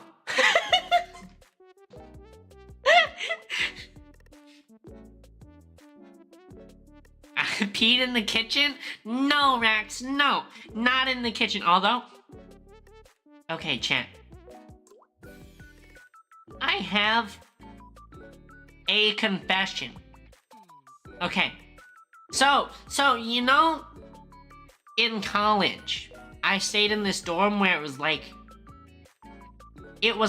I was in a double, and then our double had a private bathroom that we shared with one other double, right? It's sort of like a hotel suite type situation where like the two doubles are connected with a door that's just directly through them, except that door was, instead of just a door, it was a bathroom, right? So it's like our double, then the bathroom, then their double. And we were all like friends, right? We just normally keep the doors through the bathroom open, and we like walk back and forth through the like doubles to each other's. But we're all friends, right? One night, it was late. It was pretty like wee hours of the night late. and your girl with her little girl bladder maybe drank too much soda that night and needed to pee. So she went into the bathroom. But it's like really late, and if I flush the toilet, not only am I waking my double mate, I'm waking the other double mates. So I had this brilliant idea that if you need to pee, but you don't want the flushy sound, and you don't want to leave pee just sitting there in the toilet, you could maybe pee in the sink. Just one night that I definitely learned from, but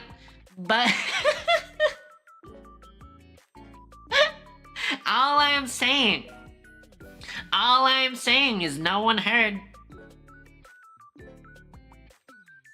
No one heard.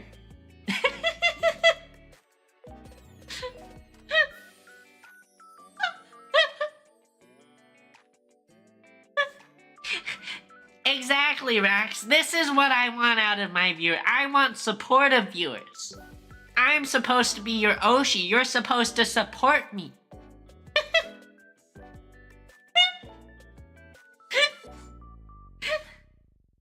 What do you mean, you just pop a squat on the countertop, Mystery? It's that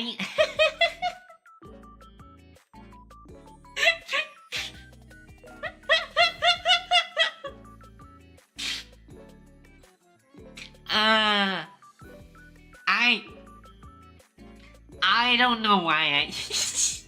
Forget I said it, guys. Forget I said it. Someone said peed in the kitchen, and I was like, well, I would never pee in the kitchen, but...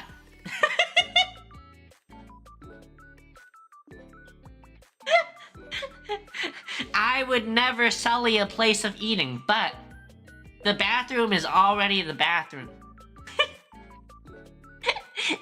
And you probably save a little bit of water. That flush is like, what is it? 1.8 gallons or something like that? You run the sink for 2 seconds after the sink, and that's way less. For sure. Way less. Rax, I ran the sink a little after, you know? I washed it down.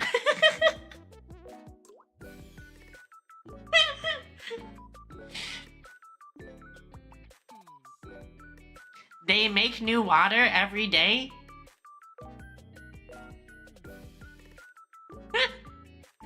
I don't know what you mean, make new water every day. This was in California. I'm not gonna say how many years ago, but while I was in college. And all I'm gonna say is a while back, I think people sort of consider California in a drought semi all the time, but there was a time a while ago that it was definitely like a really serious, like 15-year drought is what they were saying.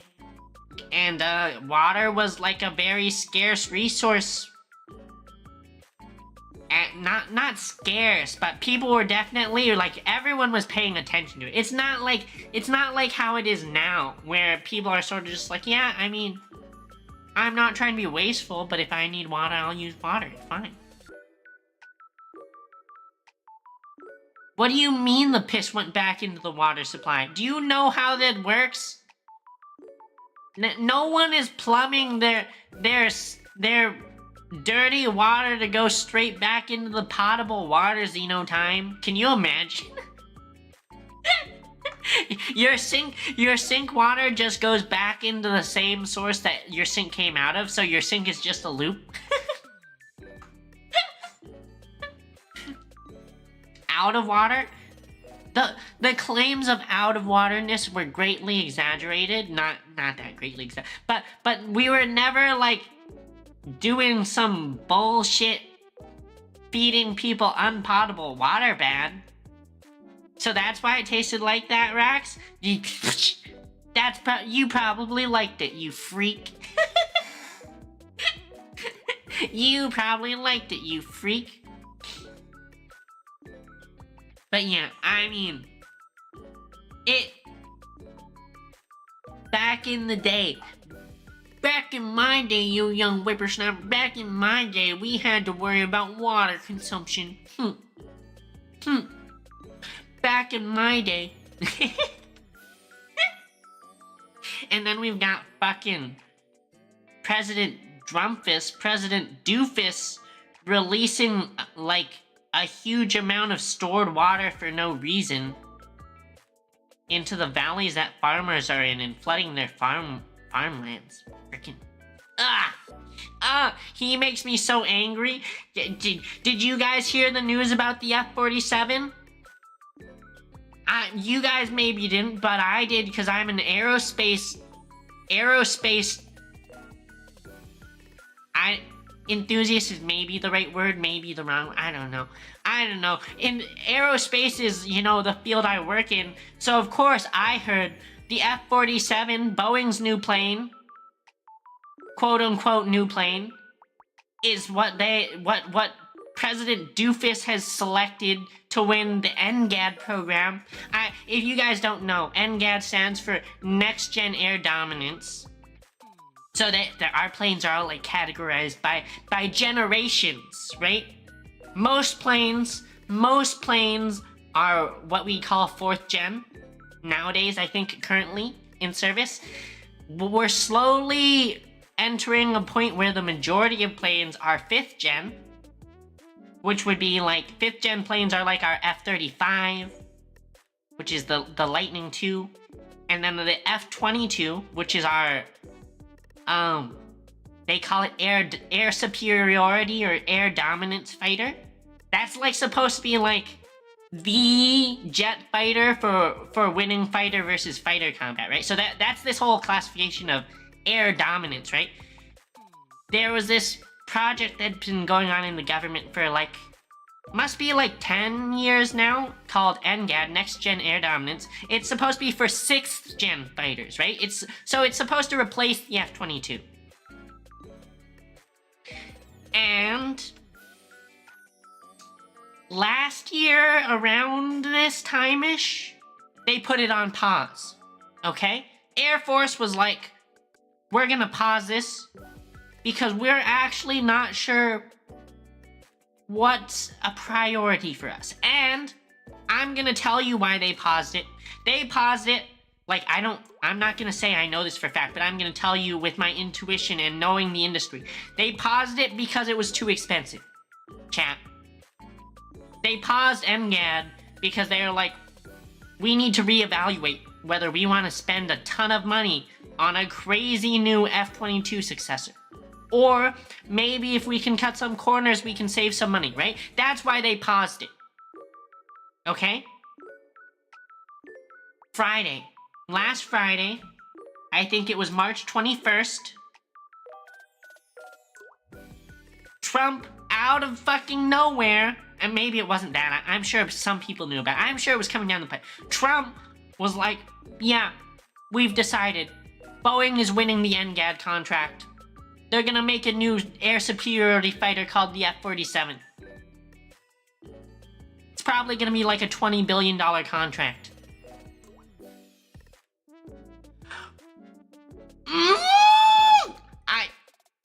I'm mainly angry because that was announced Friday. You know what got announced, I think, like Wednesday or Thursday? They're basically gutting Department of Education.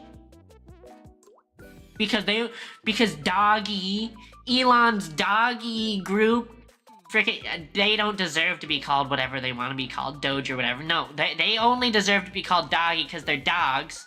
Elon's like, oh, let's cut all this spending, efficiency, blah, blah, blah, blah. Gut Department of Education. Next day, boom, 20 billion on new fighter jets. Are you fucking kidding me? They like completely culled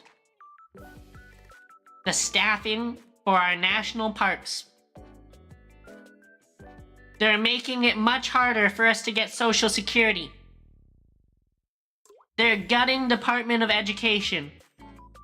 Cutting funding for things that will benefit us all left and right. And then the next day, Trump's like, 20 billion goes to Boeing. 20 billion goes to Boeing. Are you fucking kidding me? Chat. Your girl likes fighter jets. I've said it before. The F-22 is my favorite plane. But I acknowledge that these things are expensive as fuck. So why the hell, when you paused this program when the Air Force last year paused this program, basically saying, too expensive, we need to try and think of something cheaper. And you had this excellent opportunity to cut down on the requirements and cut down on the potential costs of this program. Especially with this whole cutting costs everywhere thing.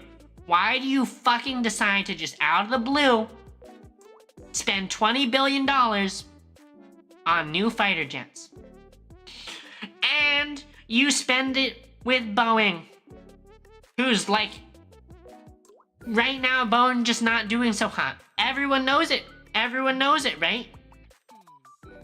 I mean, the other option, I guess, was Lockheed, right? You know Lockheed also is like... Lockheed's also just gonna go and exsanguinate you for money. They're just gonna try and milk all the money they can out of you. But... yeah! We did not need to spend $20 billion on fighter jets when we're cutting education! Will they at least put the anti-gravity drives on these ones? No comment. That's confidential. That's confidential, mystery. All I'm gonna tell you is my anti-gravity drive lab has had its funding cut.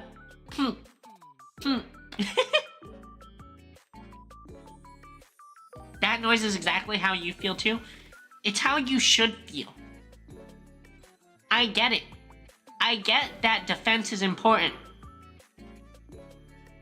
But it's crazy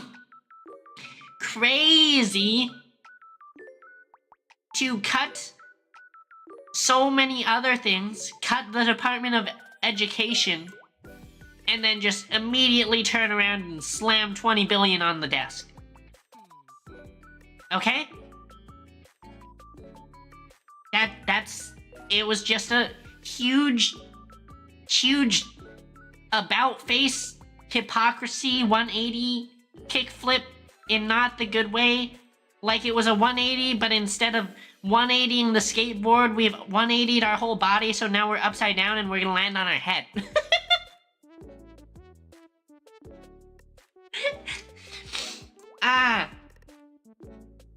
That's how I feel about this whole F-47 situation. Oh, also, President fucking Doofus has been like, yeah, they named it F-47 because they named it after a super great president or something. They're like, he basically saying, oh yeah, they named it after me because I'm the 47th president of the States. Okay, fine. They're gonna name it after you. The F-22 was the Raptor. We should call this the fucking F-47 geriatric. Fucking President Doofus, bitch. F-47 geriatric flying in for battle.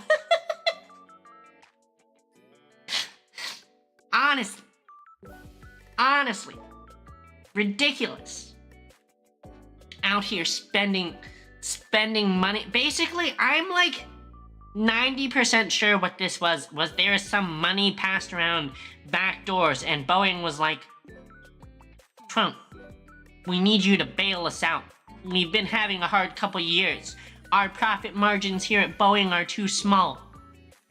Bail us out. give us this fat contract. And then they handed him like a crisp $20 bill. And he's like, okay, we're doing it. F-47, bitch-ass, geriatric piss baby. No. Don't even say bitch-ass. Bitch-ass sounds like it could be cool, right? I remember one Reddit post where some guy was talking about his dream of being a fighter jet pilot, and he's like, yeah, I want to be a fighter pilot. Those jets are bitchin', right? And it sounds cool, right? Bitchin', like, yeah, this is sick, this is bitchin', right? No. This F-47 is going to be the opposite of bitchin'. I'm willing to bet this thing's going to cost fucking so much. It's actually going to be like the equivalent of supporting a geriatric person's healthcare. You guys know, I'm pretty sure... Okay, let me give you very brief aerospace defense history lesson on our 5th gen fighters. F-22, world's first 5th gen fighter. Super cool fighter, my favorite plane. Definitely the best ever at the time. Cause it was like in development in like the 90s, right? Definitely the best at the time. Goes into production. Air Force makes a contract. Lockheed sets up all their factories. Air Force realizes this plane's fucking expensive. We cannot build more of these planes. These are way too expensive. Those things, I don't know the exact, I'm like 80% certain that it's somewhere around like $120 million a pop or something like that. Air Force is like, we cannot sustain this. We need something cheaper. We go to our NATO allies. And we're like, hey, we want to build another plane. Let's start this other program. We're going to call it JSF. It'll be a multi-purpose plane. If you guys help us fund research and developments, we'll sell the plane to you guys too. And that way, everyone pays way less on research and development. So the UK, Australia, other countries all pitch in, and we create the second plane, the F-35, the Lightning II. Right? Lockheed converts all their F-22 factories to F-35 factories to support new production of the new plane, so that we can produce it for all these other countries, much lower cost. This new plane still pretty heckin' expensive, by the way. Still like 100 mil, at least. I think at that time, I think over time, economy of scale has brought the cost down to now, I think it's like 87 million or something, 80 million per plane. But the whole point was F-22 failed, even though F-22 was the best, right? F-22 did what it was supposed to do and become the best fighter the world had ever seen. But it was still deemed a failure of a program that needed to be canceled because it was too fucking expensive. And now we're about to make that same exact fucking mistake with F-47. I'm calling it. I'm calling it right here. F-47, you know this plane is gonna be hella expensive. I wouldn't be surprised if F-47s are gonna cost 200 mil a pop.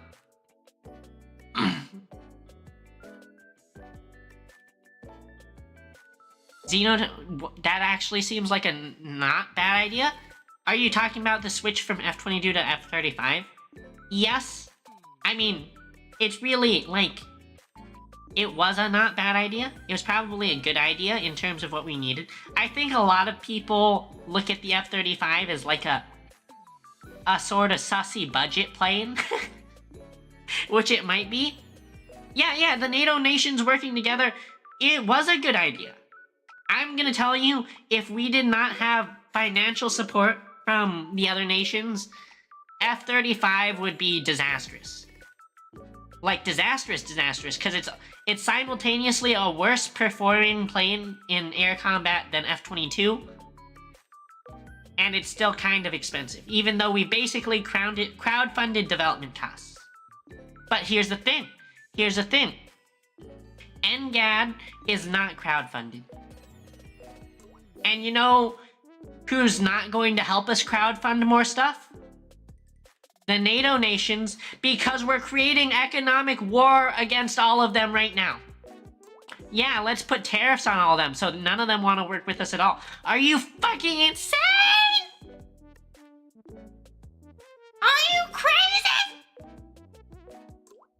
This is why other countries are doing development on fighters now. Right? Really, it was like Lockheed and the other defense contractors in the US versus China and Russia. That's what it was. And now the US is like, tariffs everywhere, economic warfare. We will stop doing trade relations with all the other countries. And now, guess what's gonna happen? They're gonna stop working with us. They're gonna stop working with us. We're gonna get fucking toasted economically. And especially with this whole new fighter jet situation. So yeah. Yeah, that's how I feel about F-47. Named after President Doofus. So interestingly, I'll say with the F-22, you'd say it's named after Grover Cleveland.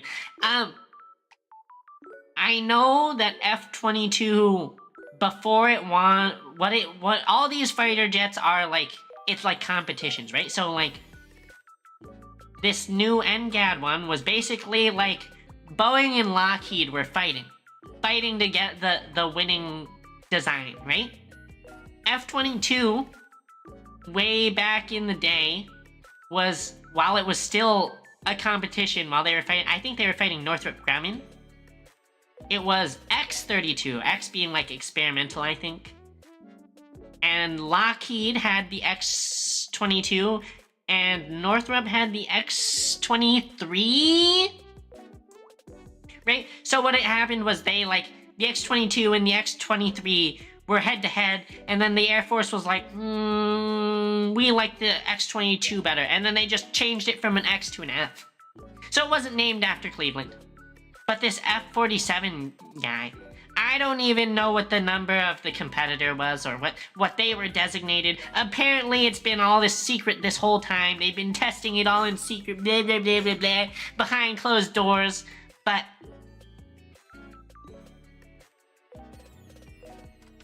like those NIST crypto competitions, except huge military-industrial fights?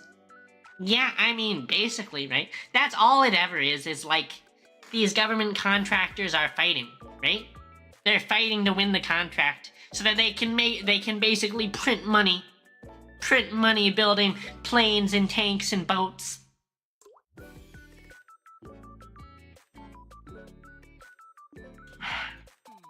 It's really weird once you get into like the logistics of it, because even if you win the competition, sometimes like you have the winning design and then later on someone else ends up with the competition to build that design,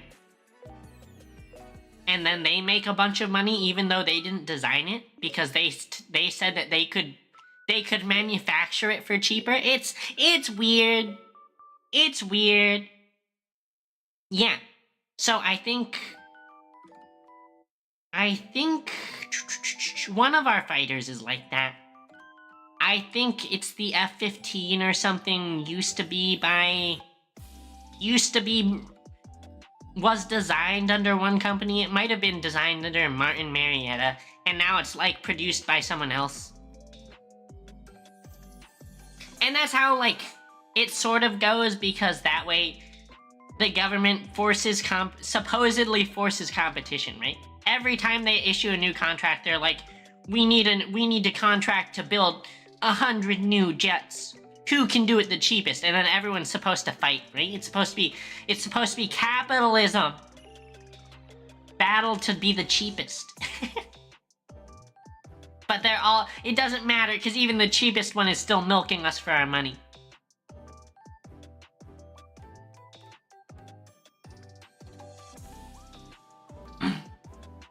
Yeah, exactly.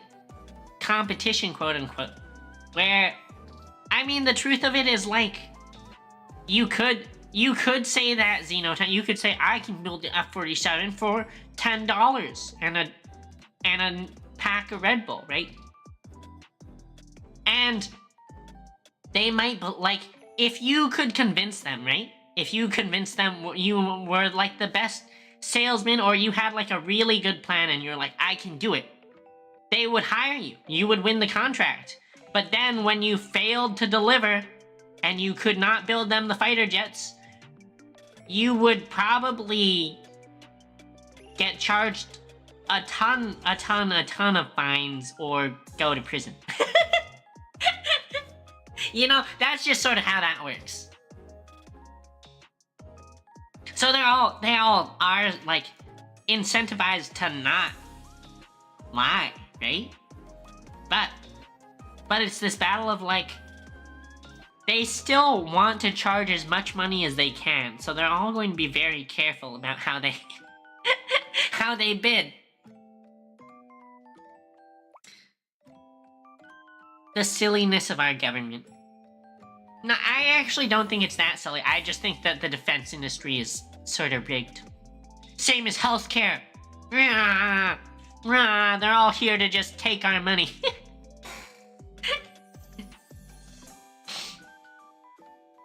But yeah, that was really big news to me Friday. This whole announcement of the F-47. President Doofus being like, yeah, we're gonna build the first crewed 6th gen fighter jet. Which, by the way, I don't think is true. I think China already has one. They're all here to just take our... Yeah, it's capitalism. It's late stage capitalism out here to farm us. Milk us. I don't know. Maybe I shouldn't super complain because I work in aerospace and like the more money is flowing that direction, sort of the more money sometimes flows towards my sector too. But it's still kind of fucked up, right? It's still... I would much rather we just not burn money everywhere on silly things while we're cutting fucking education. Are you...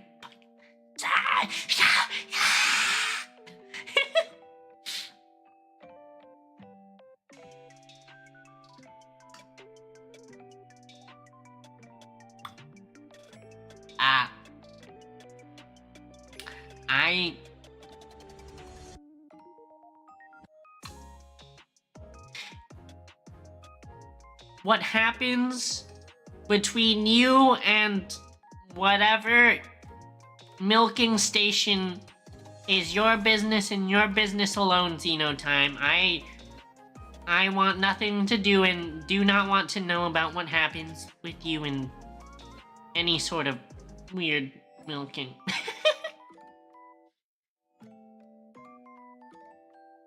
But yeah, I feel some sort of way about this whole F-47 thing. It's too close to home. It's too close to home. I already felt like President Doofus was messing with everything, but the aerospace industry, this is big news for my industry.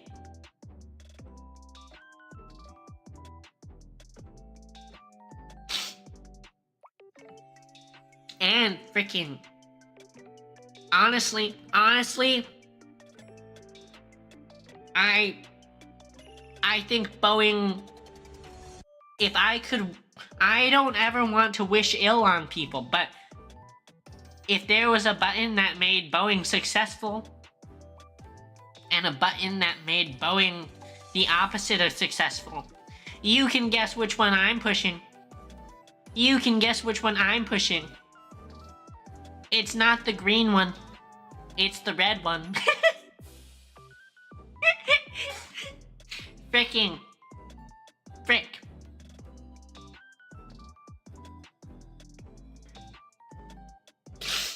Oh gosh. Speaking of aerospace and work, Guys, how do I escape grinding the next 40 years of my life away in a 9 to 5? I don't want to work tomorrow. I don't want to work tomorrow. Can I win the lottery? Can one of you, my beloved supporters and viewers, win the lottery and then give me all of it via donation? Yeah, do that. And then I can just laze about and play video games and do silly, stupid VTuber stuff for all of my productive time.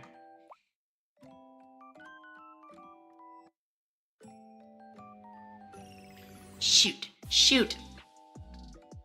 8 p.m. I don't know. Chat. I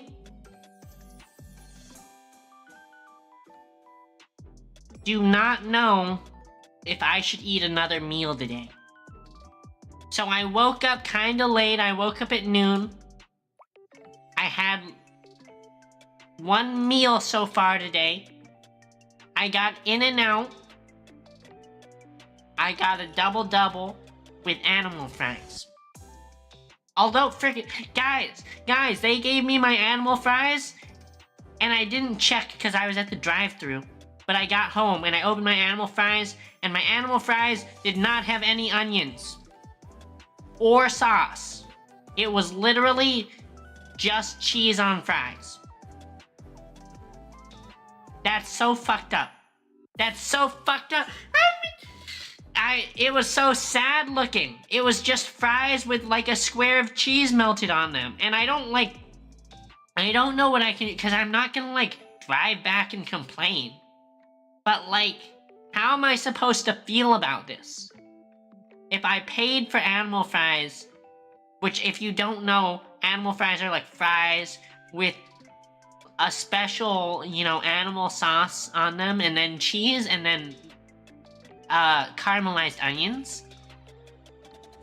And they're delicious. But they only gave me fries with fucking cheese. And I'm so angry.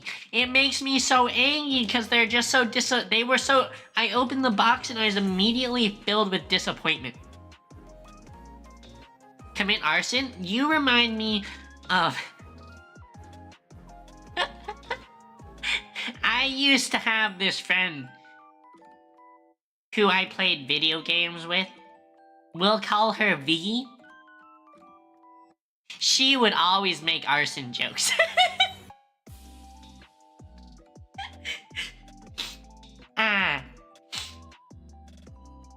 Very cultured. Very demure.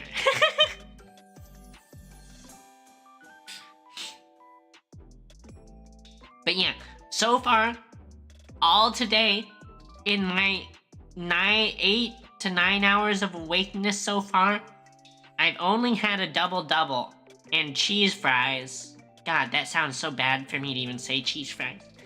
I've only had a double-double and fries with cheese, and that was like 3 hours ago, and I don't know whether I should try and eat another meal or I should just accept that today is a one-meal day. Because I feel like I'm not super hungry right now, but when I get super hungry, it'll probably be at like 11 p.m. and like fucking eating right before bedtime is like a terrible idea. Just go to bed? Rax, it's 8 p.m.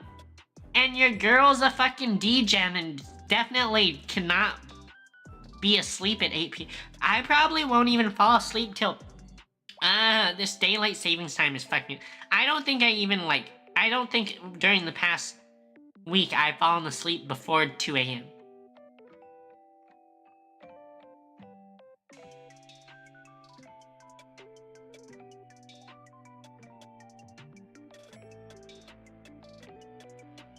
Have a good breakfast?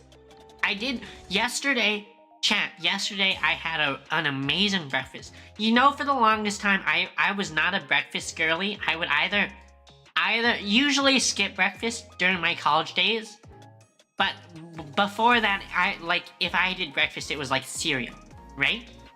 But now as an adult, now as an adult, I'm a little bit better because my work has like a cafeteria. You just go in and they like make it to order a little breakfast sandwich on a muffin with like, you ask for bacon and egg and cheese and it's delicious. But anyway, one time on work travel, we went out for work breakfast.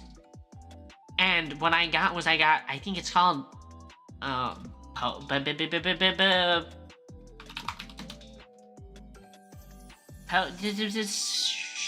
it's a poached egg. I forgot what it's called. Frick. I think it's a fancy name. But anyway, I got the like poached egg breakfast meal. Someone remind me if they know what I'm talking about. And my manager was like, "Oh, you like that kind of breakfast? There's this one place near you. It's called..." I'm not gonna dox myself by saying what it's actually called. We'll just say it's Jay's Bakery, right? Yeah, Jay's Bakery actually has that, and they're like just down the road from you. You should try it sometime. And so I went yesterday. I went to Jay's Bakery, and I got their poached egg. Fucking, what's the name of this breakfast? Eggs Benedict. That's the word. I went and I got the Eggs Benedict from Jay's Bakery yesterday. Fucking $20. $20 for the the Eggs Benedict breakfast. But it was so good. It was so delicious. It was the Eggs Benedict on like their little muffin bread, but it was like basil and tomato and avocado, and they served it with a little bowl of fruit. Oh my god, it was so good. It was so good, but I can't afford to be spending $20 on breakfast every day.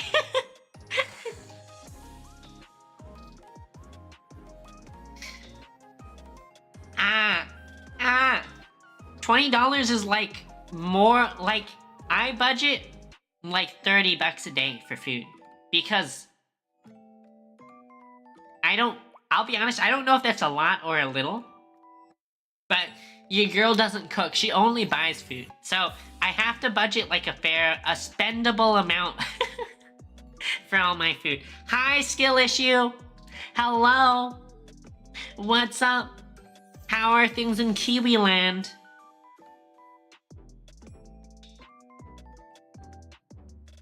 But yeah. Ugh, poached eggs. Eggs Benedict. So good. Such a good meal. Maybe I should do like that once a week. Every Saturday. That sounds like such a great, like, routine to have.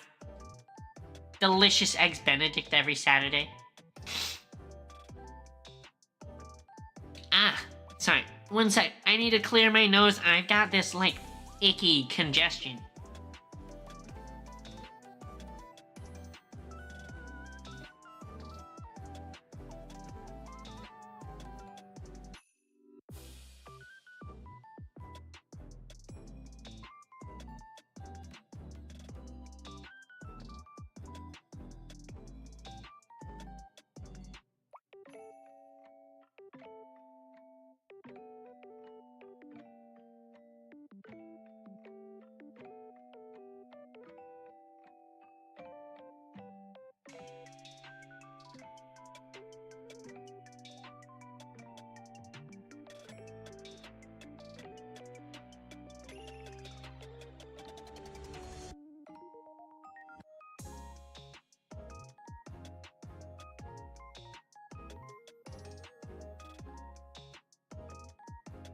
Alright, I'm back.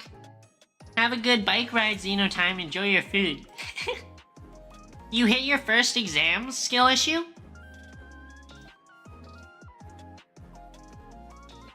You have 2 reports due in a month? Nah. Reports are like...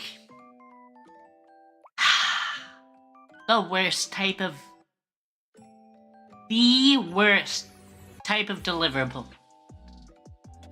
Okay? Why have a bunch of words when you could just do pictures? Pictures are so pictures sound so much better to me. And the idea of writing a bunch of words sounds so icky. Icky. I guess that's how you know I'm an engineer though, right? I just want to do diagrams. Diagrams and PowerPoint slides and pictures.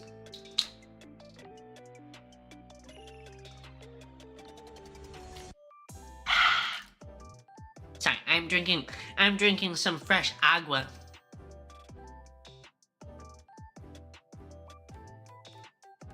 But you finished your exams and they went well? That's good. That's good. I saw a video recently about some super hard math test that they did at some point, and it was talking about some, like, this was like apparently one of those like top mathematicians in the world type tests or something like that, and it had like 500 entrants and only 5 got one of them right. And I've been sort of interested in looking into answering the problem that they talked about. I saw it in a YouTube short, and it seems like it would be a lot of work, but I'm sort of interested in seeing if I could do it. So maybe I'll try and do it later. Let's analyze the guy's speech in diagrams. Listen. If you can't show it in diagrams, it wasn't worth analysis. That's what I have to say. All you need is diagrams. You should just put a little plot of, like, if it was like motivation, you just do a little plot with an upward trend of people's motivation or a downward trend of people's motivation. Plot the mood of the room after however many words and watch it go down, slowly sloping down. Or slowly sloping up. Or people's faith in humanity slowly sloping up. Only plots, only diagrams. Me no want read. Me want look.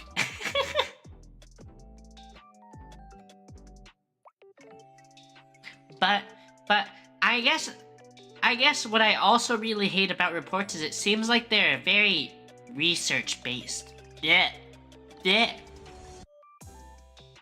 I don't want to research. I don't want to look stuff up. I just want to have a solution and be like, here's my proof of the solution. It clearly works. You show it that it works and be done with it. I guess though that's why I'm an engineer and not like an academic.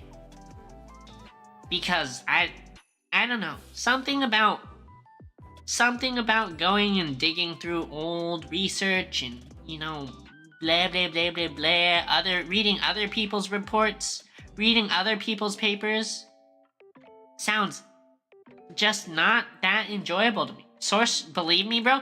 Exactly, Rakes. Exactly. Trust me, bro. I know what I'm talking about. All you have to do is you have to touch the positive terminal to the negative terminal directly with a wrench. That's all you get. Easy. 3,000 volts, easy. Just short them. Trust me, bro. Trust me, bro. It's all fun and games until you have an electrical fire. Trust me, bro.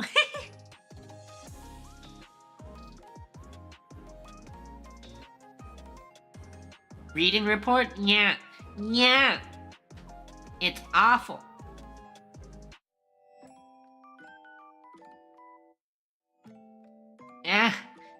I keep feeling this, like, this congestiness slowly creep in the back of my throat, making me want to, like, cough or clear my throat. But yeah, how have your guys' weeks been? Has anyone had something cool happen to them? I know I've yapped for fucking however long about my work travel and my final projects and my fucking Yoasobi concert and fighter jets and the aerospace industry. But I feel sort of self-centered just yapping about stuff like that the whole time. I guess that's sort of expected, right? Sort of expected because I am Strimmer. Strim's supposed to be about me. But still. Although, at some point, I don't know. I was thinking about maybe playing some games. I maybe want to try that Monster Hunter game. I also partly want to try the new Assassin's Creed game. Looks kind of interesting. The one thing about it is I haven't played an Assassin's Creed since like Assassin's Creed 3, and that was like so long ago. I'm sure the story is like I've missed all sorts of plot points. Voices no longer yapping? You mean human voices, right? Not the voices in your head? Not the voices! The voices! The numbers, Mason. What do the numbers mean?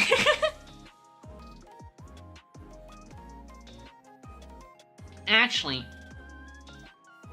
I think maybe I will play some games. Because I'm realizing that I have game catching up to do, not just socialization catching up to do with you guys. I have game catching up to do. So maybe we'll do that in a sec. But for now, I need to deal with an idle meeting. My small bladder is killing me. It's been 3 hours. How did you guys let me talk for 3 hours?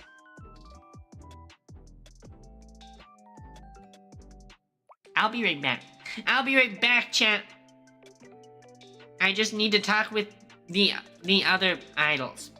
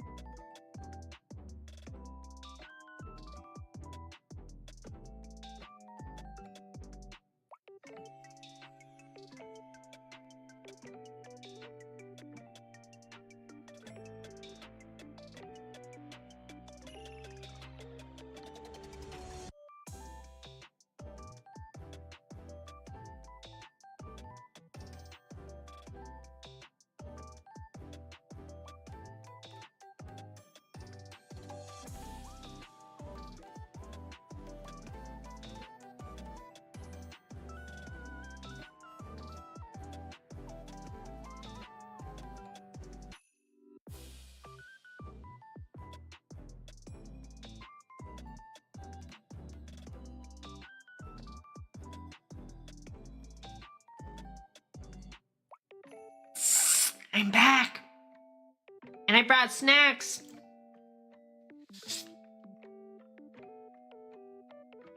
Sorry, if you hear me munching, it's because I got a cough drop because my throat is like... My throat makes me want to cough or clear my throat. And I'm hoping this cough drop will help.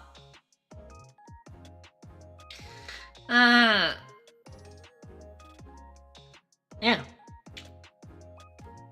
Let's see. What do we want to play? I wanted to play Monster Hunter, but I think it's... needs to update. I think... then maybe... we'll indulge in just a little bit of anime girls in Wuthering Waves. Just a bit of anime girls. Yup. Yup.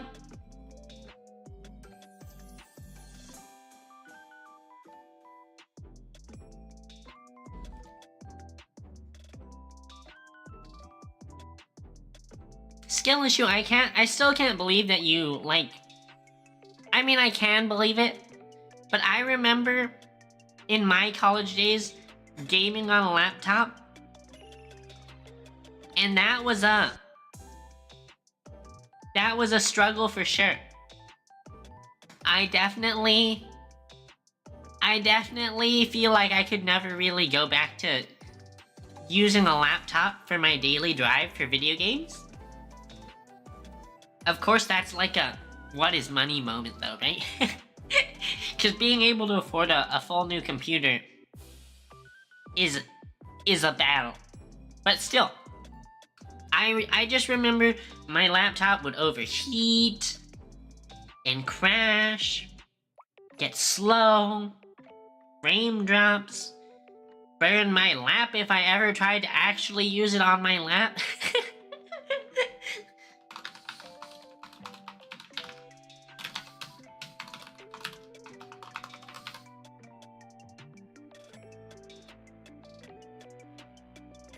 Yeah, I remember I used to play MMOs,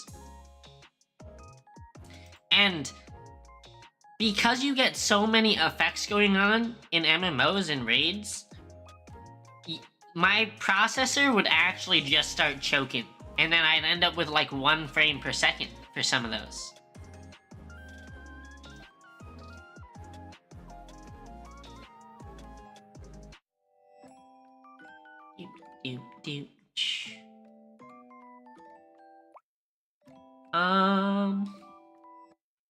Let's see. Let's go here. This.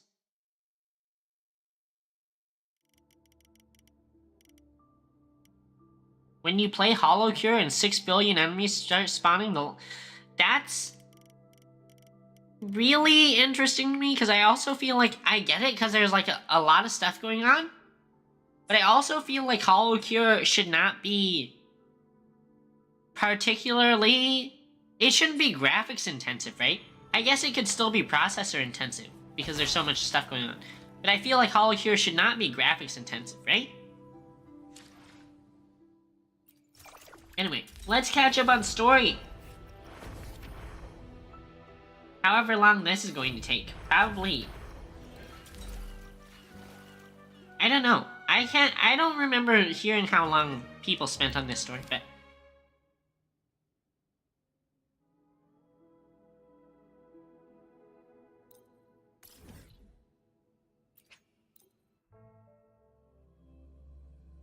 Do you know what kind of CPU you have in your laptop? Do you... If you were to choose, would you choose Intel or AMD? Team Blue or Team... Red? Where's that person Carlotta sent? i7 8th gen. It is kind of old, but I think my current laptop might be the same. No, yeah. My current laptop might be around the same gen. We can clock out now. I didn't know Treasure Pacino had taken up charity work. But I guess it, like, with those, it's definitely also a really huge heating thing. Have you tried, like, getting one of those cooling mats? Some forced convection, a fan? Yeah, whatever. It's a paid day off. I could do with a nap anyway. Oh my god, I forgot how cute she looks! Ah, there you are. And her buttons are Since we fighting. last worked together. Her buttons are fighting for their lives. I was not expecting you to take this job.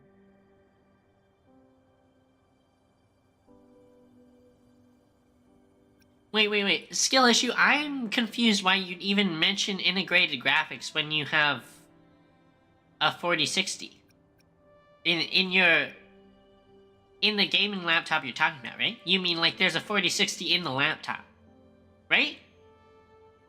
Like if there's a built-in graphics card, why would it even be relevant having integrated graphics? Carlotta promised a generous reward once it's done. Ah, well worth the trip then. The family's favor is more precious than money. Remember to use it on something worthwhile. Now, about the job. Lady Carlotta must have briefed you in her letter.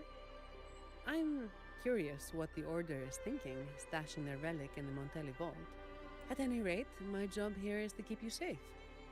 Take this pass. It's the only one that allows visitors access to the vault's interior. Their legs are so long, chat. I feel like I would love to have this ratio of leg to the rest of my body.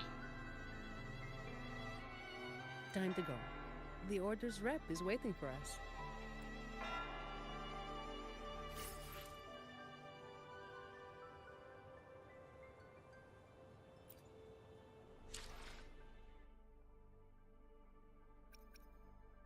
Wait, so you can turn off the dedicated graphics card for power consumption? That's actually kind of interesting to me. I didn't know that that was like an option.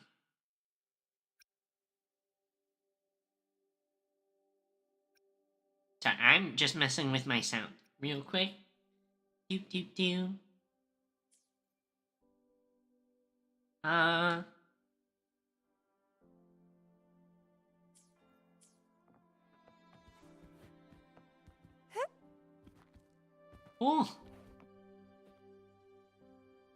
She's 75% legs? Exactly. I wish my legs were, like, long and beautiful like hers. Are we going underground? Did our elevator just descend into the water?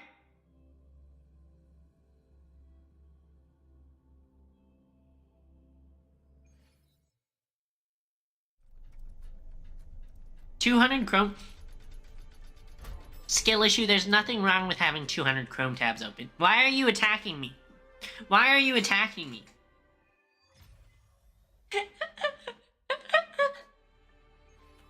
You know, it's gotten even worse. It's gotten even worse because it used to be I would just have one window of like 80 tabs open. But something happened in the past 5 years, where I realized I could do multiple windows. And now, instead of one window with like 60 to 80 tabs open, it's become like 3 windows with like 40 tabs each. Cease work at once and leave the vault. We wish you a pleasant day. Yeah? Everyone's leaving? What's going on? Attention all staff. Please cease work at once and leave the vault. We wish you a pleasant day. You're Don't using worry, your mom's It's laptop? already been approved by the higher-ups. They see this as a valuable opportunity to work with the Order, and as such requested your assistance.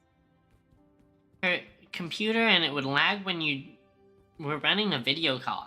I mean, I feel like video calls are sort of expected to lag because it's simultaneously like there's simultaneously a lot of video image changing, but also there's like the whole networking thing, right?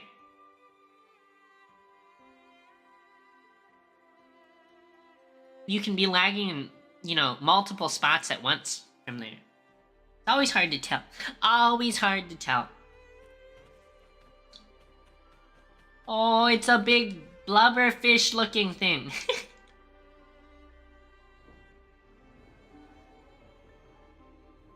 Wait, it has the little light thing hanging from it. You've done a great Like an job. anglerfish. She's so cute! She's so cute! I want to squish her cheeks. Rover and Miss Zani. Nice to see you again.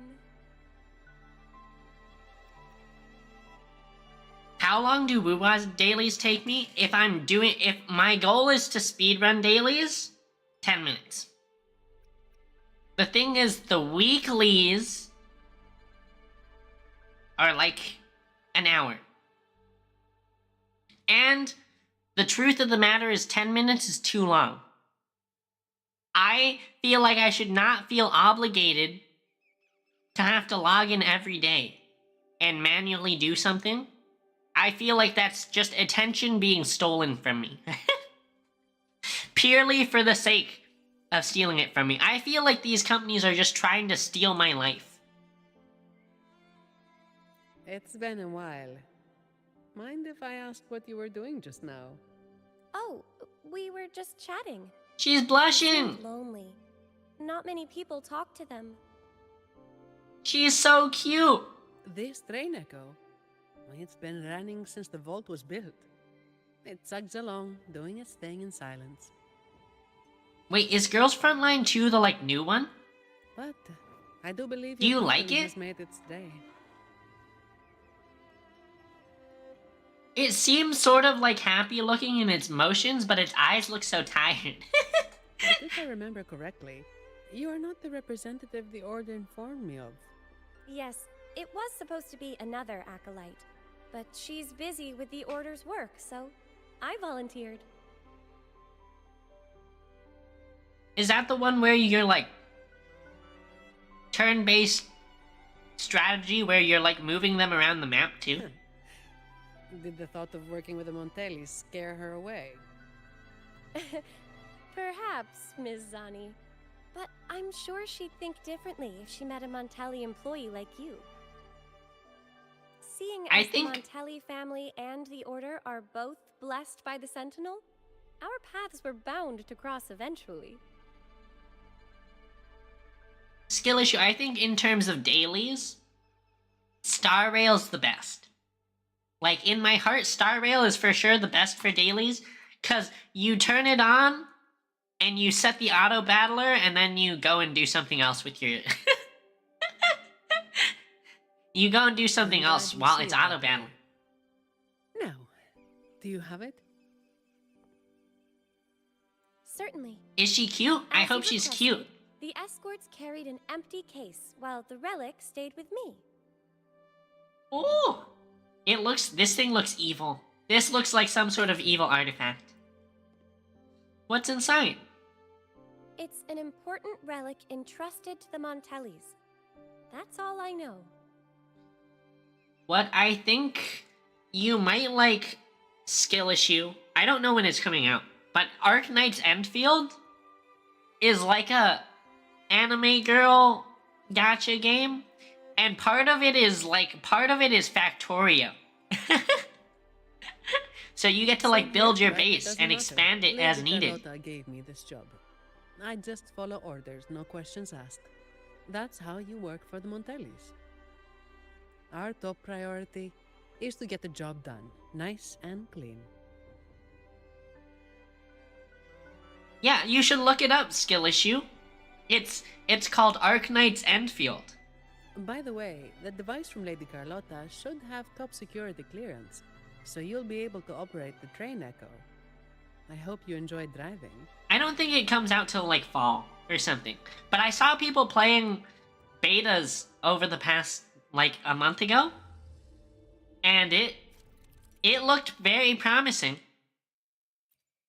But if you don't like dailies, I think they said that that one was quite intensive for the dailies. Because the dailies, you're like, you want to go farm your dailies for mats so you can build your base. And that's, like, very involved.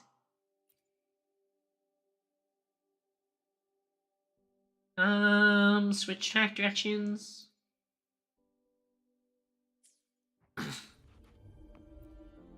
Okay, let's try this new train thing. Oh, what is this? There are several tracks reserved specially for us. Just switch over when you see the sign. Wait, so you shoot the sign and it switches tracks? Not sure how I feel about this. I feel like I'm on one of those Disneyland rides. You know, like the...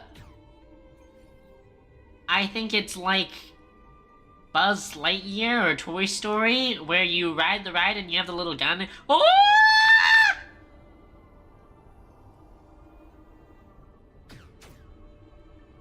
Oh!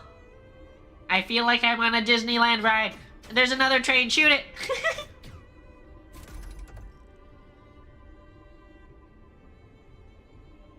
I'm amazed they're so steady on tracks this steep.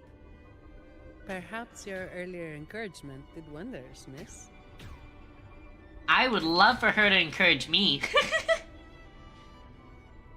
You can't handle multiple gacha. You're right. You're right. I really regret starting gacha games and all. You know how much better I would have been as a content creator if I hadn't gotten addicted to video games right after? I basically got addicted to gacha games, like a month or two after I started VTubing. And that, I think, has actually been terrible for me. Actually terrible. And events are, like... Everything about gacha games, I think, is actually so unhealthy. What are they, Mizani? I should just go back to playing only story Yes, sir, games. but we'd better take them down. But anime girls are just so hard to resist. They're just so hard to resist.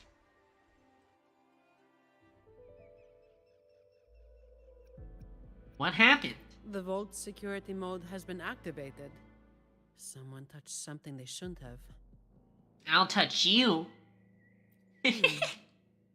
Unlikely. All personnel were sent home at the start of this assignment. The highest security protocols are in place, too. Guys, her eyes are so beautiful. Her mascara and just the color of her eyes all together goes together so well. Outside help? We can't. Not while the vault security echo is there. It's capable of sensing danger. Once it detects a threat, it looks down the vault, jams all signals, and activates a bunch of troublesome echo guards. Ha! A triple whammy. Triple whammy. God, look at her eyes. They're so beautiful. I want her. I want her. So there's no way out and no hope for backup. Any back doors? The Montellis must have designed one. There is, but it's a bit tricky. Anyway, we need to access the security room first. Your clearance might come in handy. Don't worry. Keeping you safe is part of my job. All right. You can Let's keep go. me safe any day. But yeah, I feel like gacha games are... They are definitely some sort of strategic psychological abuse of people's nature. And I feel like they've created some sort of OCD in me where now I feel the compulsive need to spend time doing dailies and not let opportunities pass me up.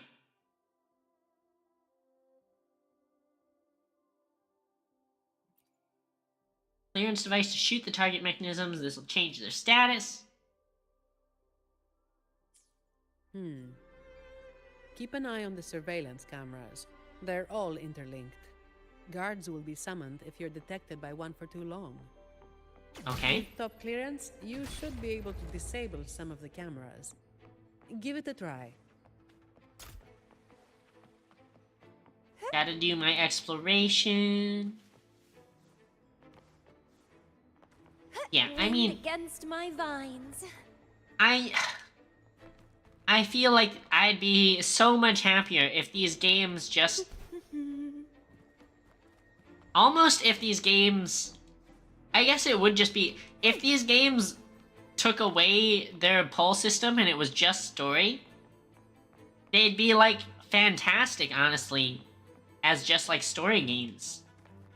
But the whole thing where they basically introduce you to a cute anime girl, and they give you the opportunity to gacha and win her, and then it feels like you're compelled to... The Alvarado Vault is in lockdown. Please proceed to the train Echo station and take line 1. You're compelled to do all the dailies so that you can have the pull, so that you can get your anime girl wife. I think, honestly, it, for me, probably not for you, because, you know, you're in a different part of your... For me, it would probably be better for me to just, like, overcome my OCD, accept that I'm going to lose pulls, stop doing dailies, and then when I want a waifu, just pay for her. Like, it's just more economical for me to reclaim that time in my life. Even though it's only like... In truth, it's maybe like 3 hours a week, 4 hours a week. It's probably better for me to have those 4 hours a week. Better for my health. Better for my whole existence. And way more productive.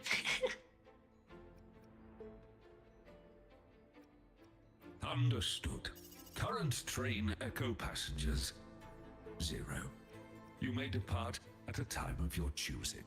To depart on line 1, please present your employee ID or temporary ID and a valid emergency pass issued by the security room. Are we supposed to take this train or not? Let's take it, I guess. Please wait. Please present your emergency pass to board the Alvarado Vault's train Echo. Running on a specially designed track, the train Echo ensures an evacuation that is both efficient and convenient. Please demonstrate lawful vault entry by presenting an emergency pass issued from the security room. Once you obtain an emergency pass, it keeps you will be yapping. authorized to board.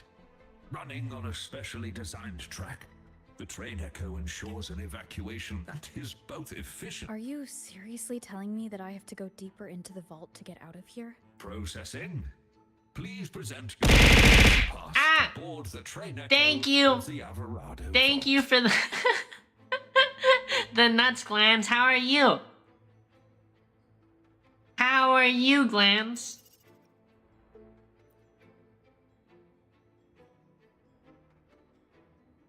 Good morning. Security lockdown. That's odd. The employee manual says this mode can only be activated. I guess by... it is early over there. You future person, it's the 24th over there, isn't it? Miss, if I may, what are you doing? Me? Oh, this Echo seems to have a headache. I'm trying to help. Wait, even if it is malfunctioning, you shouldn't hit it with your Wait, is she gonna hit it? Is she gonna bonk it? Depository 1 security module malfunction. Lockdown detected. Emergency pass override. What the? Is something wrong, Miss Zani? No, never mind. She hit it and it started working. Active security mode means all the main routes inside the vault are sealed. Percussive But with your maintenance, yeah, device, you exactly, should be able to Skeleton. override their protocols. Glands, do you have any interest in playing that new split fiction game?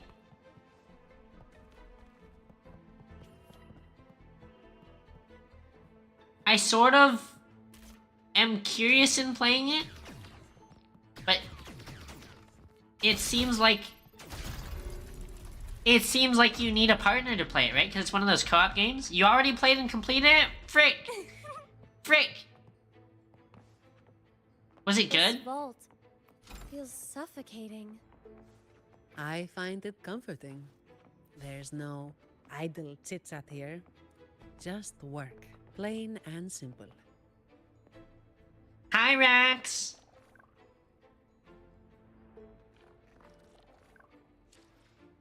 Let me switch my just chatting.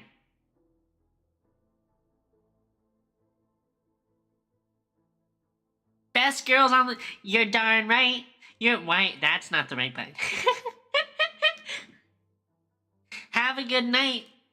Have a good night, Rax. Let me switch my category. Boo-doo-doo-doo-doo.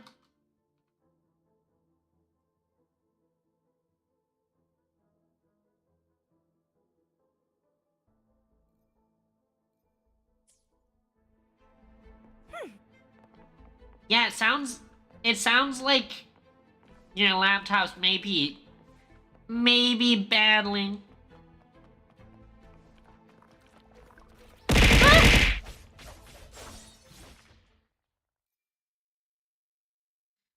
Pick Mio's side so I can play more Cyberpunk? Interesting, interesting. What if my partner wants to play Mio's side, though? Then do we have to fight each other and duke it out? Battle each other for the side we want? How long did it take, Glance? How many hours is the play? The lovely smell of all my prey. Frick you, you stupid hand monster.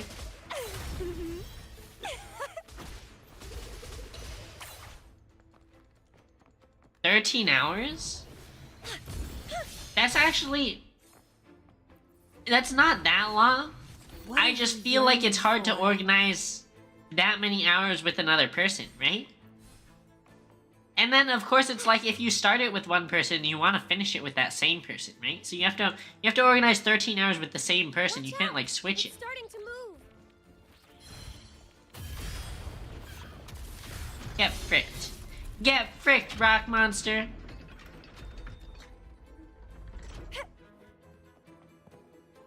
This. If you're a pro completed in 7 out, yeah, but that's still like... I suppose you could do 7 hours in one sitting, but that sounds crazy. That sounds crazy. Yeah. You and your friends several months to arrange a 2-hour session? Exactly. Well, please like, don't disappoint I have me. friends who, where I used to live, would do D&D. It's so hard to get people on board with doing, with spending time together doing stuff. Just to line up enough friends. I guess with just, if it's just 2 people, it's not too bad. And D&D is like 5, so that's harder. But it's still just a scheduling battle, The security right? control room in this depository is right ahead. You can put your device to good use there. I'll put my device to good use on your face. Each depository has its own security room. Just verify your device here to obtain security clearance. It's only valid for this depository, though. Necessary for the vault's security. But yes, it's a hassle. Glens, did you do your 4 days back to back to back to back? We're stuck here for now, and the only way out is to get clearance from each of the depositories. That means 'Cause I going also deeper feel like into the vault. You can't spread them out too far because then you like forget what's going on with the story, deeper. right? Beats me. The security room only controls the depository it's in and grants access to the next. So, aside from a handful of senior members of the Montelli family, no one knows the full layout of this vault? I don't know. Maybe a handful of people who've worked here for over 30 years might. Let's get clearance first. It might help us avoid most of the defense systems triggered by the lockdown. Ah, you took a break for 2 days. Okay. But still, it's all like... You've done most of it relatively close together. Do the Montellis have a love for building labyrinths? Not really. It's all for the security of the vault. I feel like we're about to get jump scared and it's gonna flick to another screen and there's gonna be someone staring straight at the camera. Maybe we can make a detour from this side. Wait, something's off with this thing. Has it been tampered with? The zoom in. Enhance! Let me see. Check the log file with your clearance. There it is. It was taken by Ash. The name rings a bell. Yes, the employee manual mentions an old employee named Ash, who designed most of the vault's security features. But he passed away. So if you play... I also feel like 3 hours per day max doesn't really like... If you start a new day, right? Your first hour is, I feel like, a warm-up. And then you're still like getting into the zone. Jarvis, zoom in at Zanny. Yeah, exactly. Exactly, Glams. Look at the world's hardest working buttons. It seems this Ash also had access to the control room. Could it be that old woman?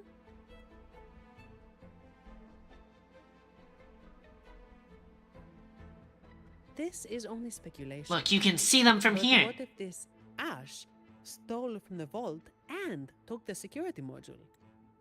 That would explain Look, why a complete look, lockdown was triggered. You can see the buttons fighting for their lives all the way from here. What's a hidden security module? Is it like a key? Pretty much. It's the monitoring core that powers this entire depository. If we don't get it back, we'll be stuck here for good. A vault employee could easily access the module, but nobody would dare steal it. Everyone knows that'll trigger a lockdown of the entire vault. But what if that's exactly what they want? Think about it. There's no one in the vault except for us, and all comms are blocked. It's the perfect opportunity for a thief. Don't tell me they're searching for... Never mind. We need to catch this rat before they cause us more trouble. They're fighting for... Yeah, Let's go exactly. find out. Exactly. I can't wait until she's released. I'm saving so many polls for her. These Echo Guards are controlled by the security system. You can also command them with your clearance. The higher your clearance is, the more obedient they become. More obedient they become. Very suspicious sounding. I want them to be obedient. I want Zanny to be obedient. The lovely smell of all my prey. What happens? Can I use it on both of them? No, only get one. It just fights for us.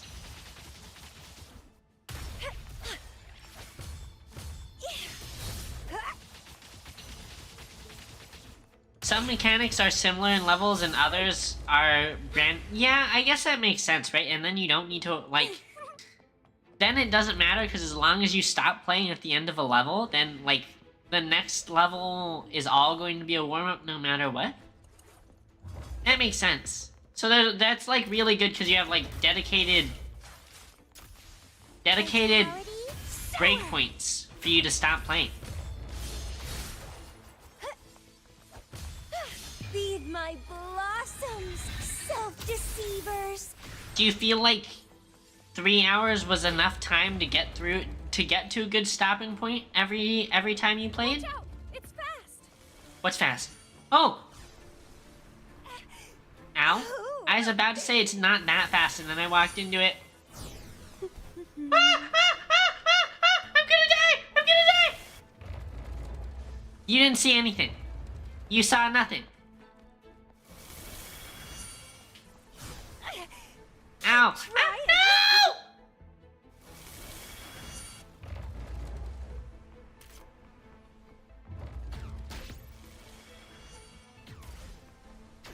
Oh, you shoot them and it stops them. I feel so stupid. I feel so stupid. Nice moves. Don't worry about me. I'll keep up.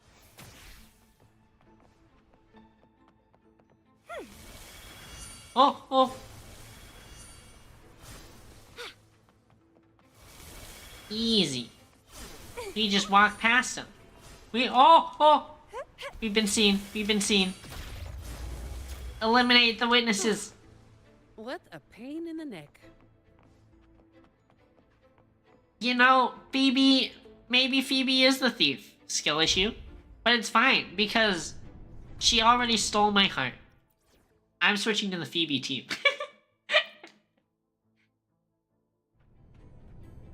Look at this. What's not to love? You can see the fabric patterns on her fucking stockings. Oh my god. She's so gorgeous. She's so gorgeous. Good fortune comes your way. Hi, Xeno Time. Welcome back. Let me give her a weapon. Today will be a fine day. Give her a weapon.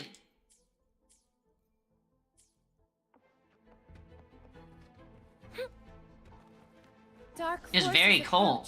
approach. Be- It's not even that cold out for me in my singular environment. In one of the most temperate places in our country.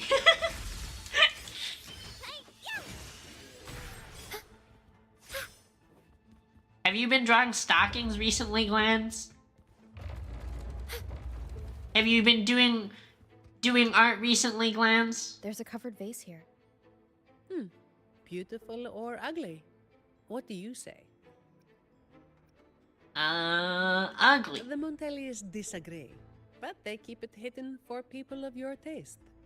It's well below freezing where you are? You see, that sounds awful.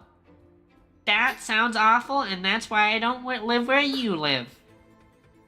I think the coldest place I lived, it would get below freezing, but not...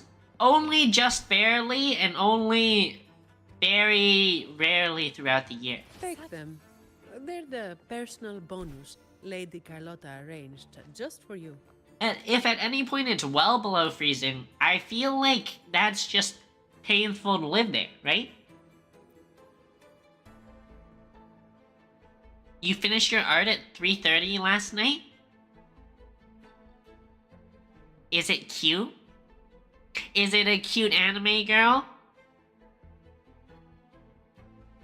So, it seems this Ash, whoever they are, messed around with the display cases, took the module, and triggered the lockdown that trapped us here. Does each display case have its own log? You know how it is. Some thieves have made sneaking into the vault. I'll show you the their premium sole currency in a purpose second, life. skill issue. Let's hope this Ash isn't after the secret cache. What's that? Cute anime VTuber. Ah, I've heard rumors that the Montelli Vault holds the most valuable treasure in all of Raguna. I doubt it. Not even the most senior Montelli employee knows anything about this so-called treasure.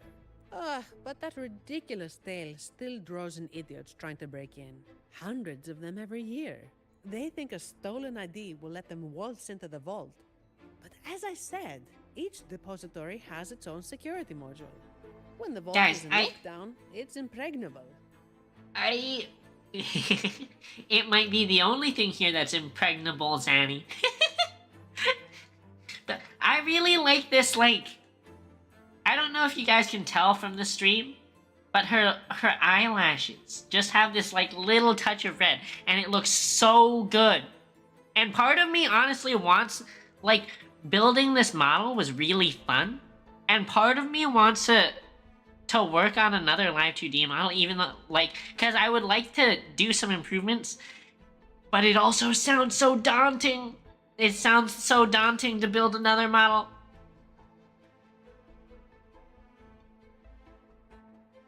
Not even a single shell credit can be taken, let alone any of But the I'm vault's artifacts and constantly seeing, like, collections. art videos and art tips pop up in my, like, YouTube recommendations and my shorts, and I'm slowly stockpiling more art skill. So maybe one of these days I'll start working on upgrades for my model.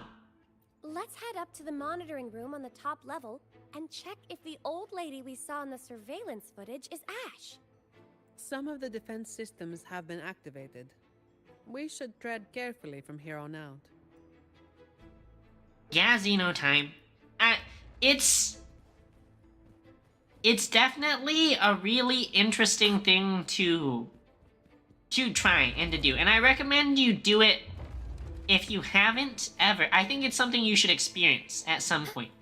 Just playing around with Live 2D, because it is really immediately rewarding. Because you can pretty immediately see your things move around. So I think it's something that if you haven't like played around with, it's a good thing to try playing around with. The same way as like, I think everyone should try building a computer if they use a computer regularly, because I think that's also like really cool experience just to do once or twice. You got a model rigged recently? Congrats! I hope you're happy with it. It's also so expensive.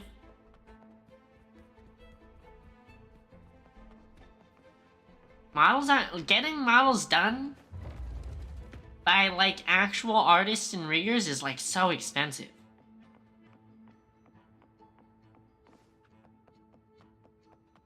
This is so ominous, all these piles of rocks that are definitely gonna turn into bad guys. Freeze! In the name of the law!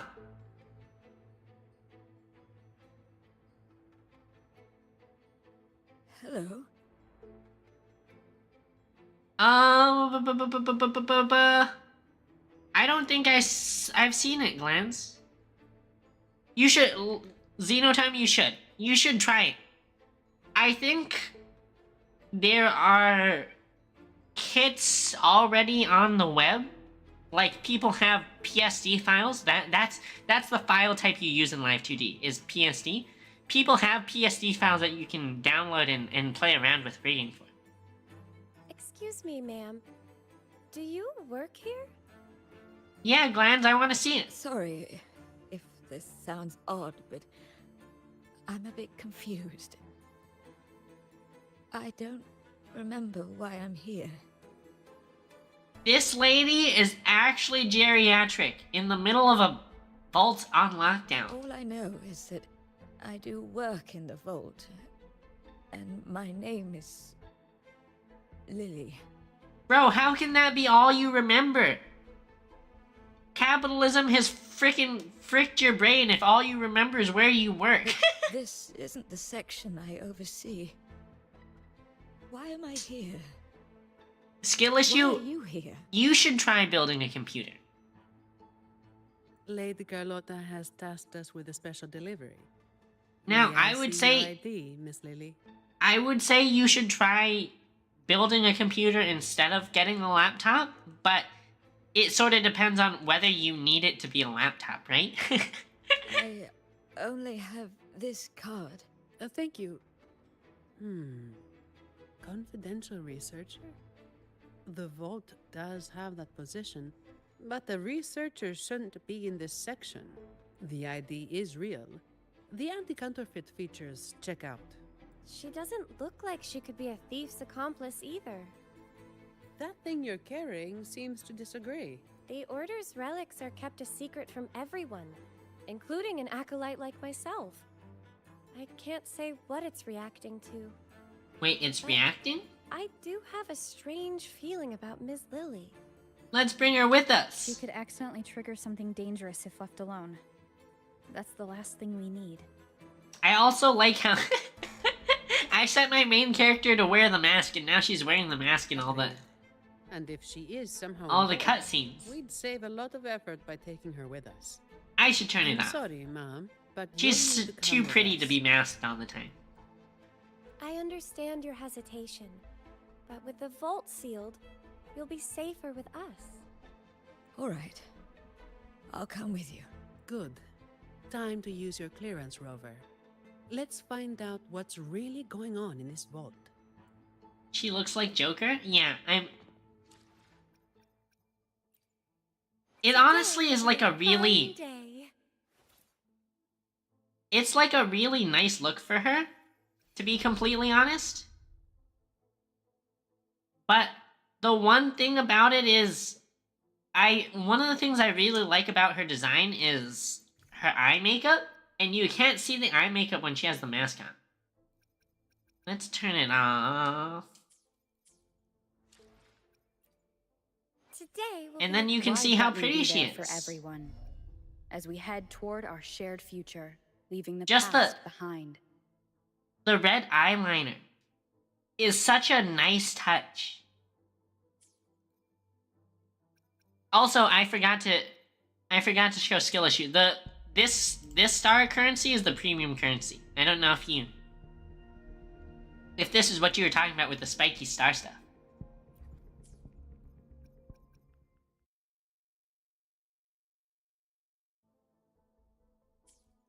I mean, I hear Genshin is not that receptive to player feedback, so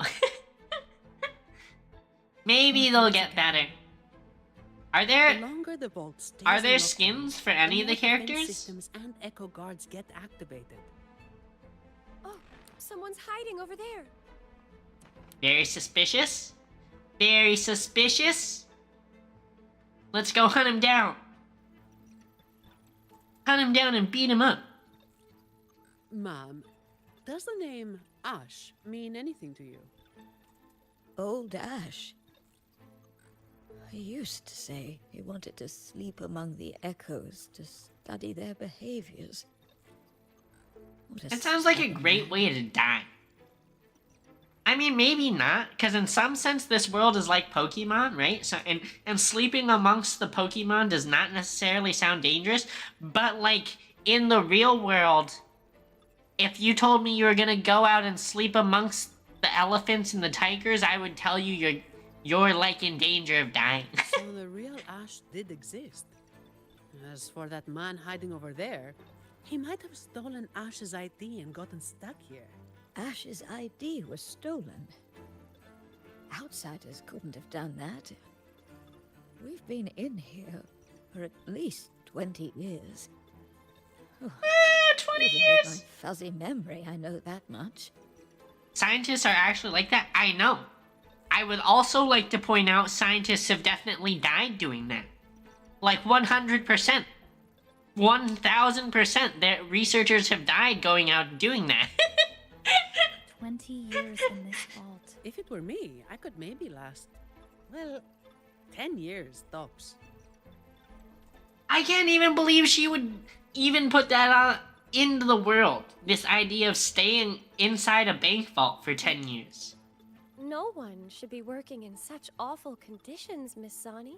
Yeah, well, personally, I just hope to live long enough to make the most out of my retirement someday. Anyway, we've got an imposter on our hands, posing as Ash. Let's take the train to the Echo Depository. We must find this thief and retrieve the security module.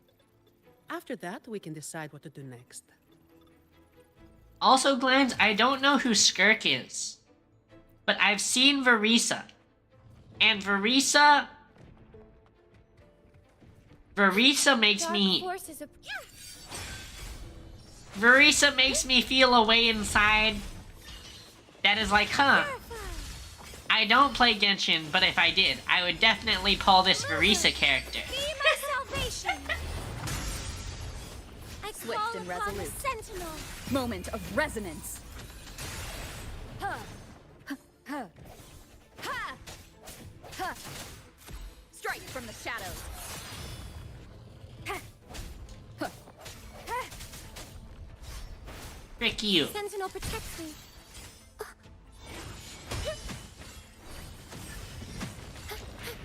This game is also actually, like... The combat animations in this game are actually gorgeous.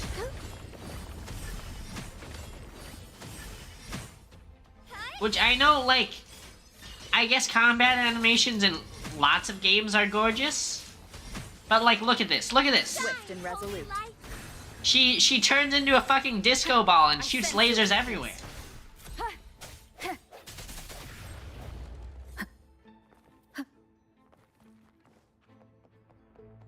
Skirk is another disciple of Child's Man.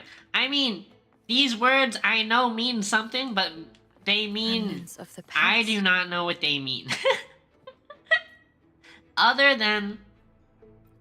This is a character that exists. Really, it's not about their back. I don't care about the back. I need to know what they look like, Glands. Do they look appealing? Do they look cute? Do they look attractive in other ways? You actually fixed it. What a genius move, miss. Oh, that's nothing. If they relapse, I'll be back to perform more percussive maintenance. Percussive maintenance. Oldest trick in the book, chat. Oldest trick in the book. I carry a wrench around, but it's not always for tightening nuts Stay and alert, bolts. everyone. During training, I was told to avoid the Echo Depository unless absolutely necessary. Each Echo is unique. And trust me, you don't want to know what happens if one gets damaged. She looks outwardly like the woman. Yeah, roller coaster. Careful, Rover. Something's coming our way. It's a special Echo Guard. Didn't expect it to follow us this far. We gotta use it. Don't worry about us. Can we shoot it? Focus on operating the train Echo. Hold tight. It's just the safety mode kicking in. Are you all right, Miss Lily? Chad, I feel uncomfortable playing the Toy Story ride. Toy Story blasters. Percussive maintenance failed you today? What did you try and working on? I didn't expect this fella in the vault. I'll tell you a secret is that percussive Thank maintenance goodness. Everyone's safe. usually is not the play for things like phones. That's my one advice on when to use the technique. Not generally that good on your phone.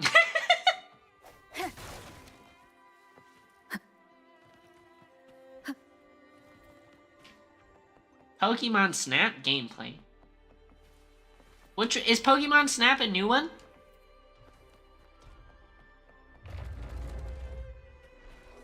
Leave it to me.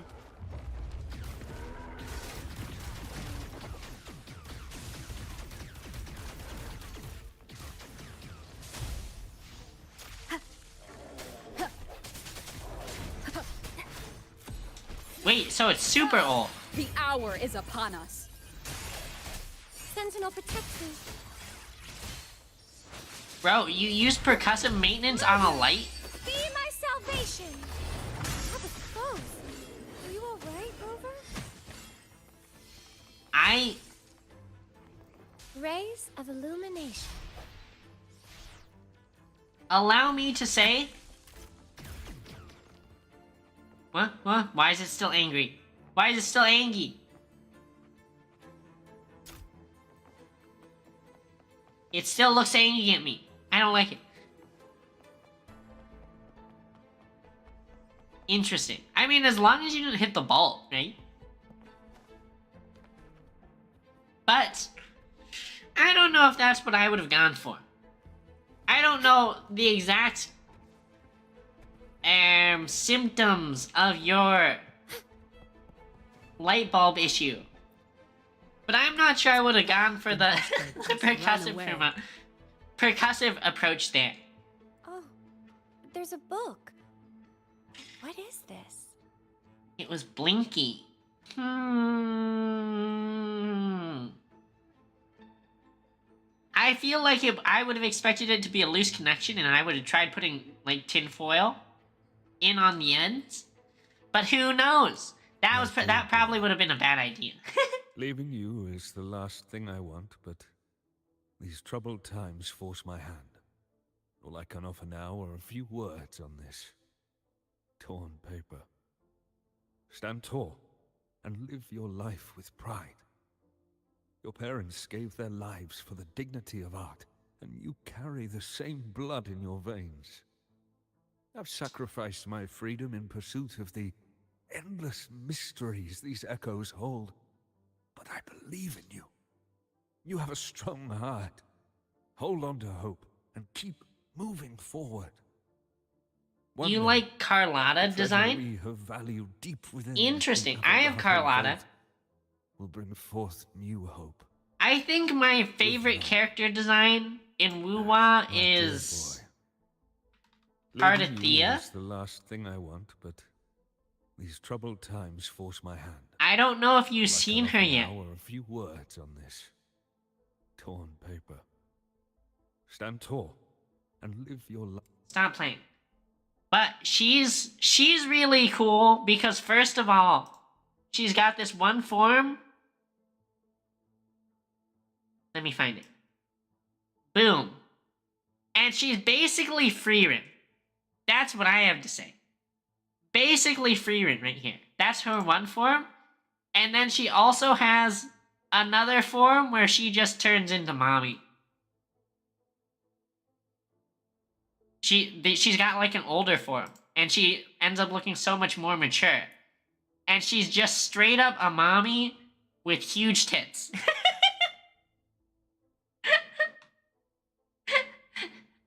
So she's Freerin, and then she's mommy.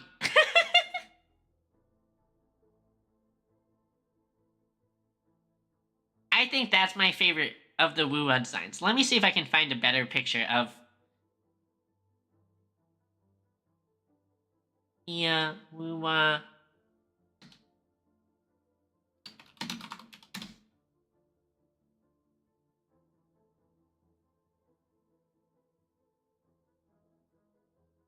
She's not released though yet. And I am ready. I'm ready to spend money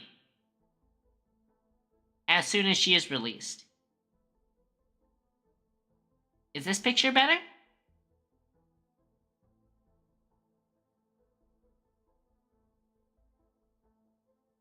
No, this is a video. Frick, whatever. When she comes out, you'll all see her, because I'm gonna play the shit out of her.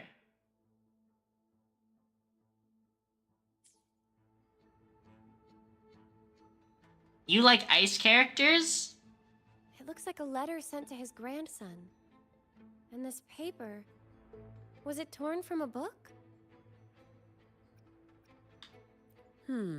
I can't understand the word. I'm not sure how... I don't feel like I feel any affinity to any sort of element. I can make out a little.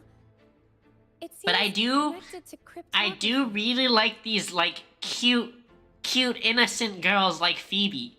Look at her! Look at her! I just want to squeeze her cheeks! It's an echo book, young lady. And it seems fond of you. You think you're reading it, but it's actually the book communicating with you. An echo book? Incredible. Yes. It doesn't speak, but it responds to the questions you ask. The more time you spend with it, the more you'll understand it. I feel like that sounds really evil. It's basically reading your mind. I feel like this is gonna turn into some sort of parasite echo Old Ash carried this book everywhere. that preys on their thoughts. I heard it even helped him design a coded lock for the vault. That letter you saw is indeed a page from this book. I remember Ash tearing it out in a fit once. We all made him clean the bathroom as a punishment. Clean the bathroom, Rip! So Ash left Rip. this letter to tell his grandson about that mysterious secret cache. Turns out it really does exist. He probably found out about the cache from the letter and is attempting to steal it. Exactly. It's just like Acolyte Phoebe said. He triggered the lockdown to get to the depths of the vault without interference. If he'd acted like a professional and stuck to the plan instead of messing around, we wouldn't be in this mess. She sounds so disappointed. She sounds like disappointed dad, where he's like, if he had just done things the way he was supposed, if he had just done his chores, everything would be fine. We need to find him before he puts himself or others in danger. Plus, we need the security module to leave. Let's head to the lower control room and check the surveillance cameras. Since this book belongs to the Montellis, I'll hold on to it for now. Once we activate the clearance, we should be able to access the elevator. Wait, Glance. I do have a question. Do you like... Today will be a... Because of the characters you mentioned, I really mainly just know... I just know Miyabi and Carlotta. Hold on. What do I want to use? May the Sentinel guide those who are lost. And I'm seeing another parallel. They're both short. They're both short. Look at how short Carlotta is. She's tiny. She's only barely taller than Phoebe. Do you like short girls? Is that it? Also, I also really like Carlotta's design. I think it's really this bow. I really like these like oversized bows that people wear on the back of their heads. And I have one, but it just doesn't look good on me, I feel like. It never looks as cute as it looks on other girls. Where are we supposed to go? Up? Oh, it's opening. It's opening.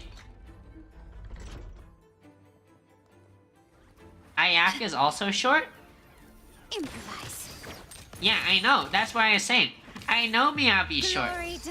She just has really big ears and heels.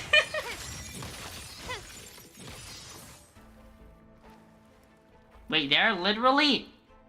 Bruh. This vault... I didn't even realize it till now. This vault has a fucking swamp in it. With fish. In this vault. Quickly and swiftly.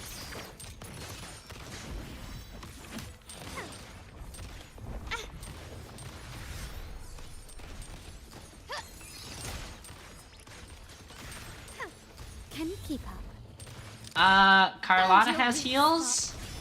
Yes. Brilliance lights the way. If I remember right. Let me stand on ledge. Oh! They're like pretty big heels, too. I don't know how anyone could fight in these. Oh. I probably should not have messed with these echoes that were just laying there peacefully.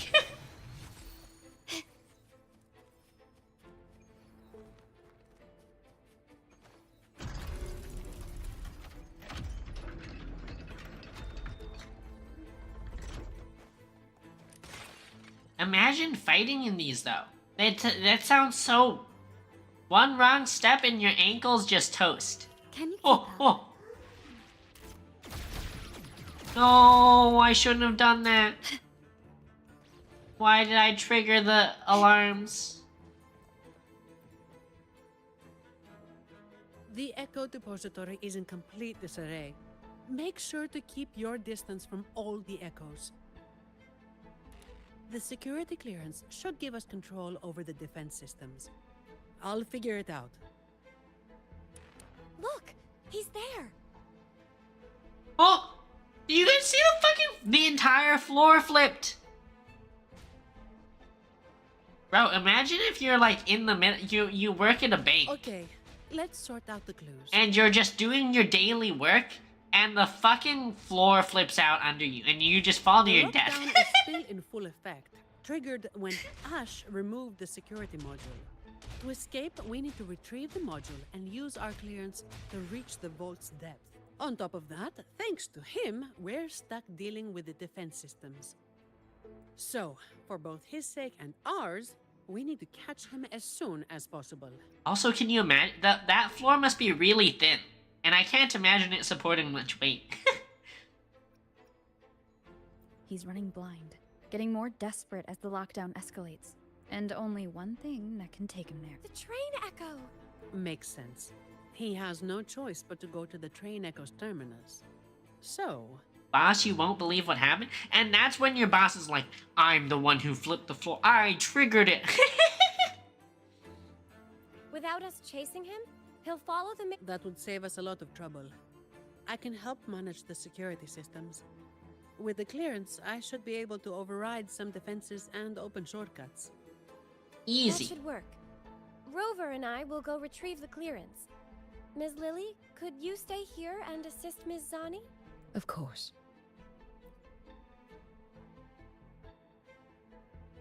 Okay, leave it to me. What's gonna happen, Lock and Split? The person's gonna knock the floor out from under you? Is that what you're saying will happen in Lock and Split Dark fiction? forces approach. Be on guard. Turn off, you bitch! Deactivate! To the Sentinel, answer me! The path is arduous. Shielding others Fuck! is my Frick! duty. Pain.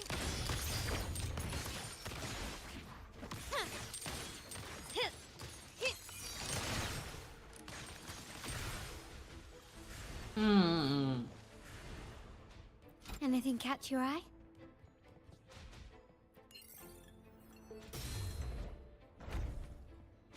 Can you keep up?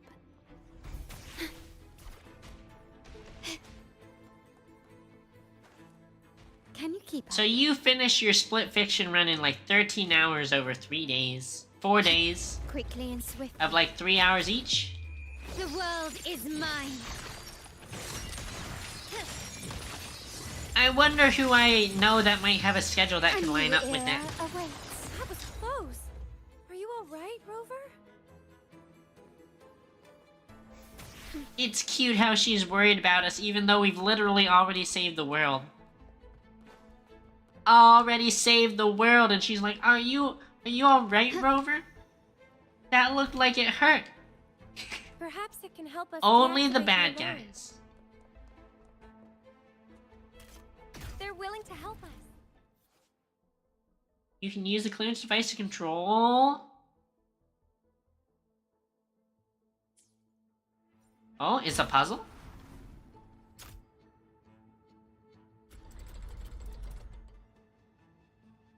Uzule?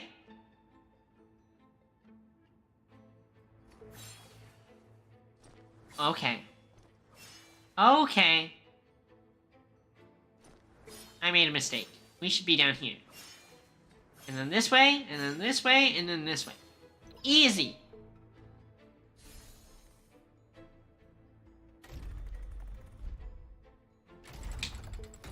Oh god! Like seriously, imagine standing on there.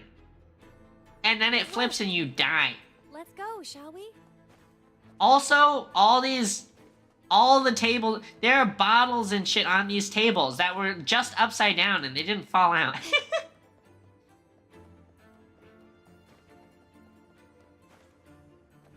Physics in this world is built different.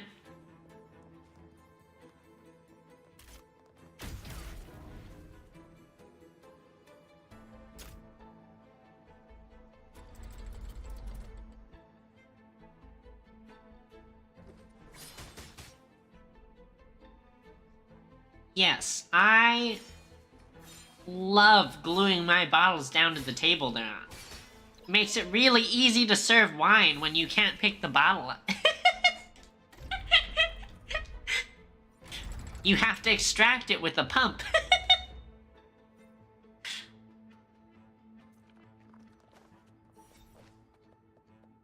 Anything catch your eye? Look at this!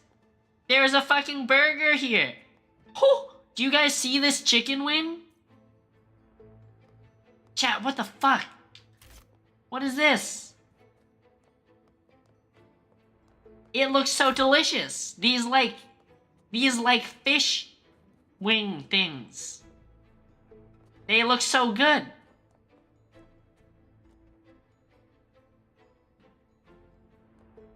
Why does anime food and video game food always look so fucking good? And then in real world, it's like never even close to that good looking.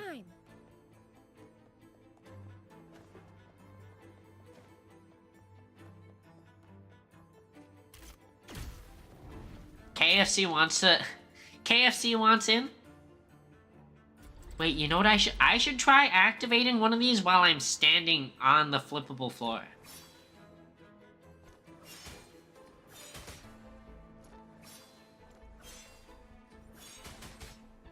And if it flips me over and I die, then that's a sacrifice I'm willing to make.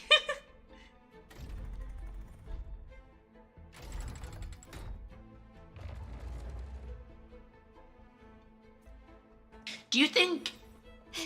So in Japan, right? To build big. In Japan, there's that one person who went to Japan and had this genius marketing idea of saying that Americans eat fried chicken for Christmas. And then I guess all the Japanese people wanted to be like American traditions. And so now in Japan, they all like eat KFC for Christmas. It's like a really popular Christmas meal. And you have to like reserve your Christmas fried chicken like a month in advance. Do you think that their KFC fried chicken is like really, really high quality? Don't worry, I'm here for you. Or do you think they're eating the same slop we eat and they're having it for Christmas? Cause I know a lot of stuff in Japan is just better. I know McDonald's in Japan is better than McDonald's in America. Oh, wait. I see a group of echoes heading your way. I'll operate the controls and try to block them. Mind your step. Research value aside, these are worth a fortune. Breaking one could land you a hefty bill from Lady Carlotta. Besides their worth, I'd rather we handle this without hurting them. Watch out! Ah, leave me alone. Anything catch you? I don't want to break you if you're worth a lot of money, you freaking... Wait, they're attacking me while I'm in the middle of dialogue. They're attacking me in the middle of dialogue. Strand of hair, nothing special. The label says, a strand of hair Oh my god. made a contract with the devil. That was really scary for a second.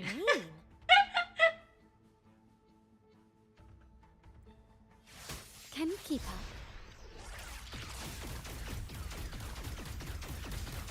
Fight for me. Why does the hacking not work? Is that it? Take this! Sentinel protects me. Judgment time. They just keep coming. We need to stop them. Wait, so killing them doesn't work? Block them. Acolyte Phoebe, are you with us? This isn't the time for prayers. Can she percussive maintenance them? Bonk them!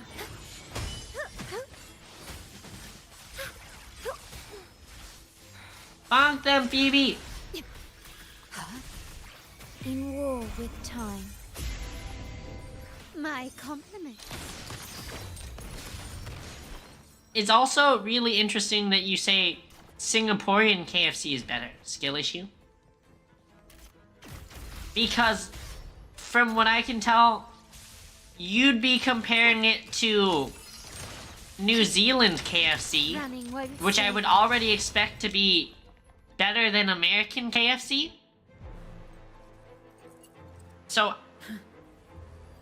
I would have already expected your New Zealand KFC to be solid quality, not American slap. She just smacked it in the face.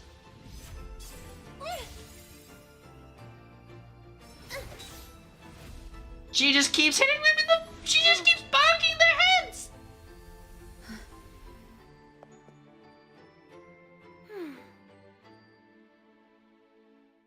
And then she gives that cute little anime girl smile at the end.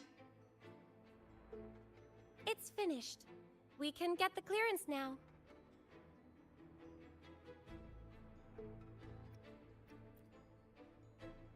I'm fine, really. It's just like hauling the codex around back at the Order. But, Rover, why are you staring at me like that? Is something How wrong? could I not? Look at her face. Look at her eyes. The bottom of her eyes is pink.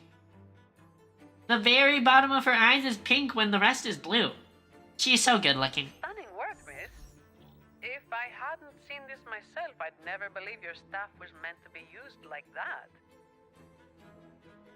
Hello, Linai. Wait. I don't know how to pronounce your full name. Hello, Linai.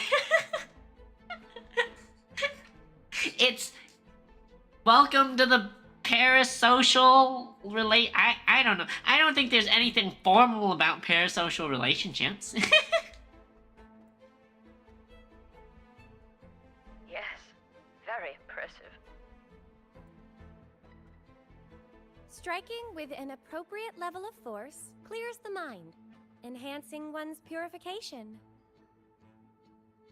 That makes me feel like at whatever religious school they have, they probably hit the bad students on the head, which is kind of fucked up, right? Even at like what you think of Catholic schools with the nuns with the rulers, like hitting your knuckles is already fucked up. But if you freaking hit someone on the head, that sounds bad. Well. Since when did our acolytes start cracking jokes? Looks like Rover's humor is rubbing off on you. Linai Wingo. Nice to meet you. Welcome to the channel, Linai Wingo. I'm going to have to battle to remember to say it like that every time. Bear with me. Bear with me. I wasn't joking.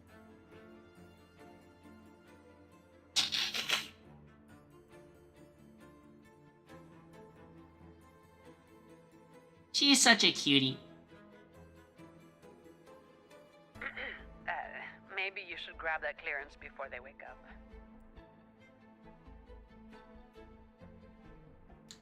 Lynn does sound easier to go by. I can do that. I can do Lynn. Are you alright, Phoebe? Do you need a break? No, I'm okay. Rover sounds so compassionate. Thank you. Thank you. Wait. Why is my alerts not...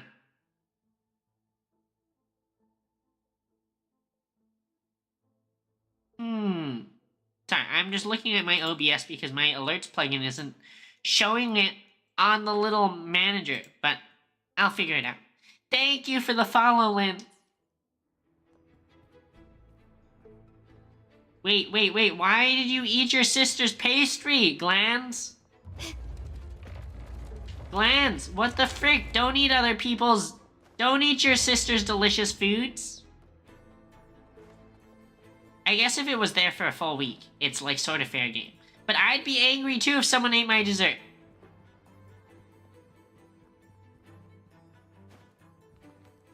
But have a good one. Have a good one, Glands. Oh, this looks evil. This looks evil. Found your weak spot. Glory demands more. Ah! A new era awaits. Wait, can I mind control either of them? Oh, I can. Sentinel protect me. Easy. We just have one fight the other. Pit them against each other. Like politicians pitting the poor against the poor.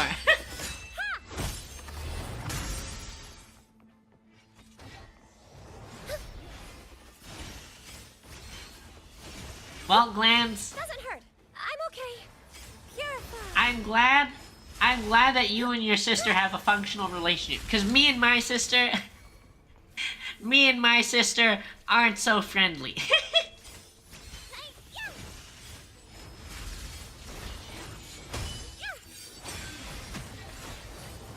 Ha is arduous.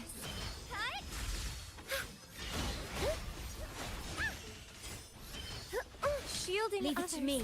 is my duty. It's interesting that you say that, Skill Issue, because I feel like everyone everywhere feels like their politicians are.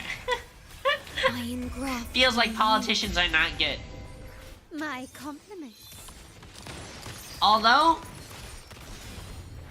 there are times where I miss Obama. Victory favors me. I thought Obama was very charismatic, and he got a lot of stuff done. In the name of the Montellis. Can you keep up?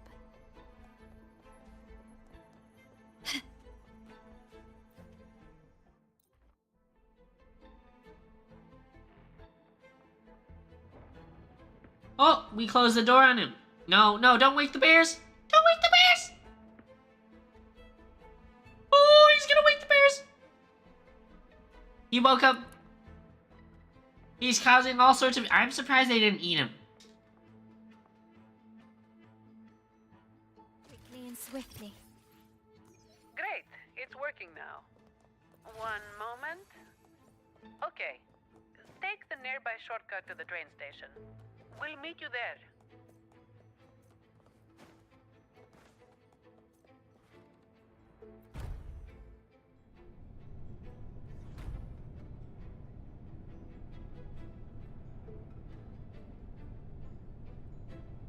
The left wing got you into a recession and the right wing's not helping you get out of it? Can you keep up? I mean, it's interesting you say that. I don't know. I'm starting to wonder if... Like, of course politics play into economics. But I sort of wonder how much one controls the other. Like, part of me thinks that it's almost the other way around, where economy controls the politics. Just because the rich people try and exert their influence. And if the poor... If the not rich people end up too unhappy because the economy is too shitty one way or the other, it pushes everyone to vote different than what's in office. That man has nowhere to hide. But I'm not sure where the terminus is exactly. The employee manual only states that the Echo Depository is located at the vault's depth, without any further information about the station. My memory is hazy. I do remember something dangerous out there, but that's all. I'm sorry. It's okay, old lady. I get it. It's all right, I get Miss it. Lily. You've got old lady brain. May the Sentinel guide our way. Don't worry about it. We'll get you out of Whatever here. it is, we have no choice but to move forward. All right, let's get this done quickly.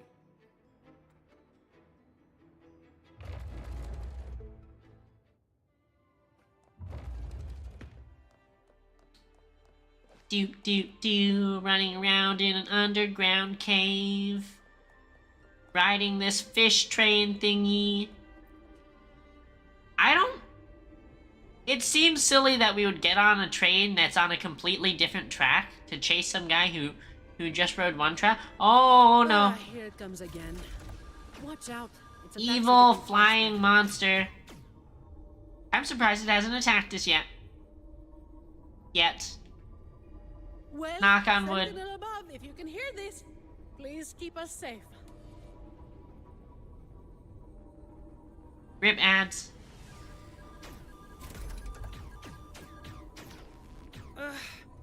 It's getting more ferocious. Don't worry, we're all here with you.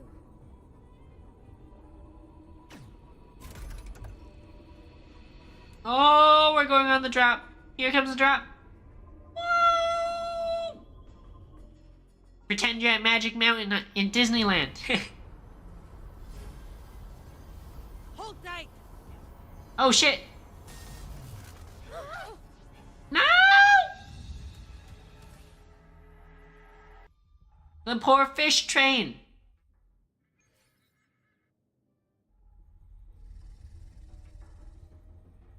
The Echo train experienced an accident and fell, but fortunately no one was injured, while the Echo train itself... Is everyone all right? I don't know how they expect us to read it that quickly.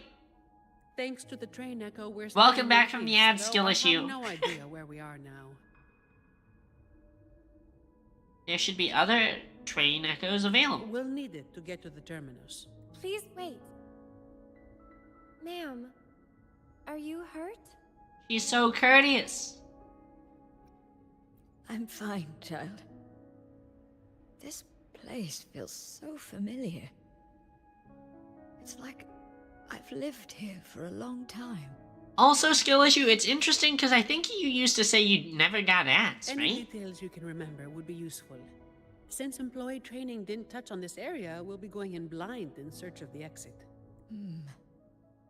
This place... I've been here before with many others. But their faces are a blur, yes. We rarely left this place. But I do remember taking the train somewhere very dark. I take it that this very dark place you mentioned is the terminus. Somewhere very dark. What kind of place could that be? Were you used to be using a VPN, but now you're not anymore, Skill We Issue? need time to find the exit. Is that the case? Let's get going. We need to retrieve the stolen security module. That's our key to getting out.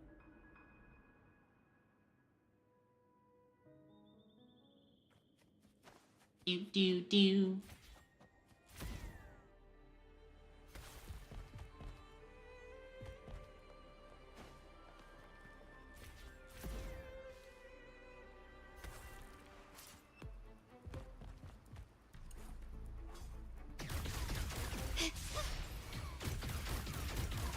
Sentinel, protect me. Frick you, you stupid sword bench. Get fricked. I call upon the Sentinel. It's interesting to me that your VPN blocks the ads then, Skill Issue, if that's how that Quickly and works. swiftly. Can you keep up?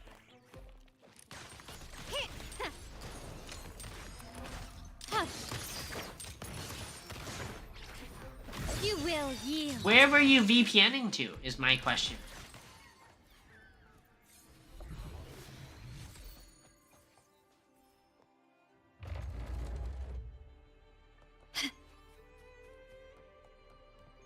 To Australia? I wonder if they don't do ads in Australia then. Down In under. memory of those who persist in the dark to keep the light. Though our names shall be removed from history, the truth we seek will one day dawn on Raguna. This sounds like some sort of cult history where they hid something and People now the truth is actually hidden. lived here before. Ah, Miss Lily's name is on it. And the name Ash, too.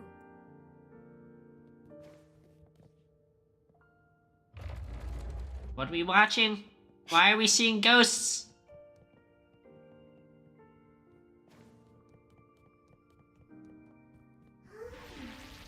Frick you.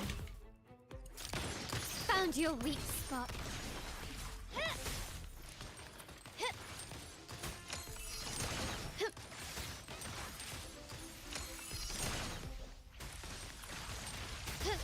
Frick you. Die, bench. Brilliance lights the way.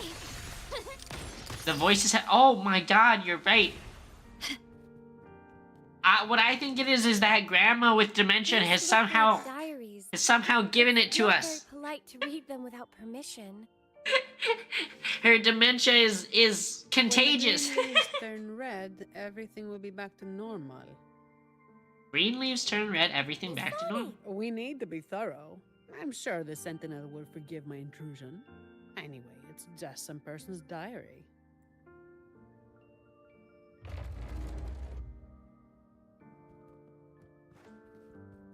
The visions. The visions. How did I know that? Why did I know there'd be a chest here? More chests. When will all this end? Any ideas, Ash? Well, I suggest you ask those artists. The day they stop tearing up drafts, we can finish the research. You say that about a diary. It's not a diary, Skill Issue. It's my alt Discord account that I send all those numbers to. I'm not talking about the research. I mean us. When will we finally get out of here? And you're a believer, right? Why not just ask the Imperator when we can leave? Until the Sentinel gazes upon their land again. It won't be long. I've heard the situation is improving. The Montellis even promised to send letters to our families. Aww. Anything catch your eye?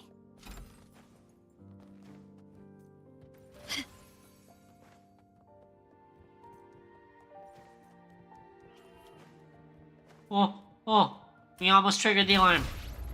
I really need to pay more attention to the security Can you keep cameras. up?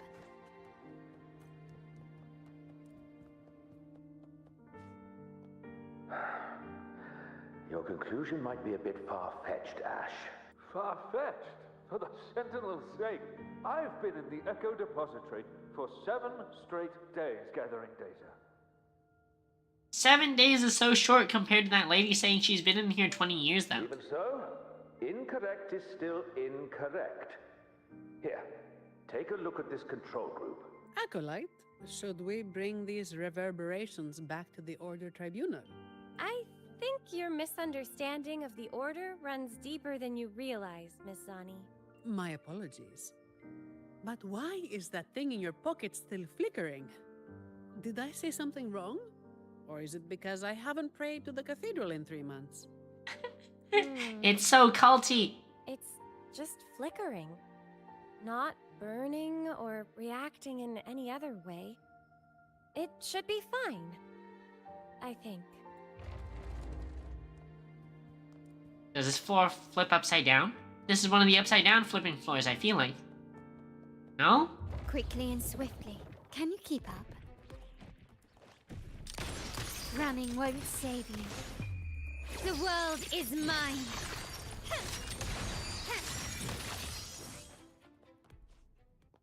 Are you available now, Lily? There's a problem with the results you gave me. Lily? Are you there? Lily? Lily. Miss Lily. I'm all right, child. We shouldn't dawdle here. I can't believe that none of them feel like it's suspicious that we're seeing all these random visions. Have a good one, skill issue. Is there more stuff this way?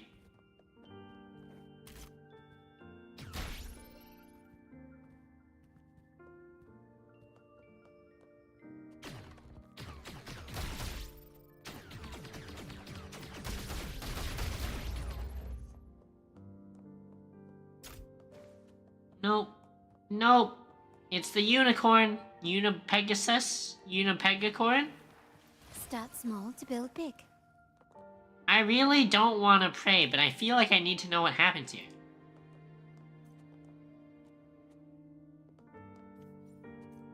You feel a sense of inner peace.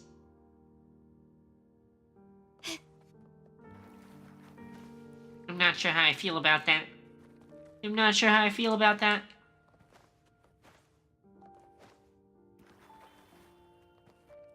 Prayer cannot bring us enlightenment. Only logic and reason. Bad news. I know nothing about deciphering passwords. You might want to try the Echo book. It's an expert at this sort of thing. It's nothing but riddles to me. Miss Zani, the book says the password is 0622. Those numbers refer to... the date when an innocent truth seeker was wrongfully convicted by fools. I remember, but the memories hurt. Rip. They never hesitated to sacrifice for the truth. They shouldn't have had to carry such a burden. Faith tells me that the truth you sought will eventually come to light, Miss Lily. Perhaps. But for now, we must stay focused on what lies ahead.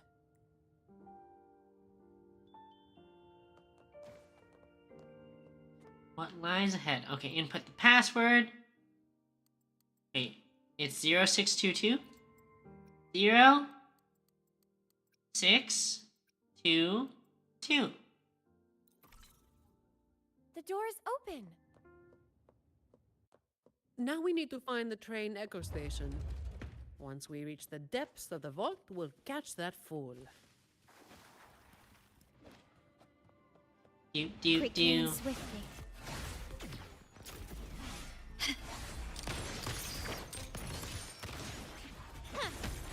Sentinel protects me.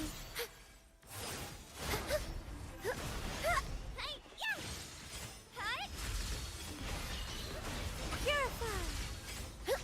Answer me. Repent. Crystals, give me strength. Bonk.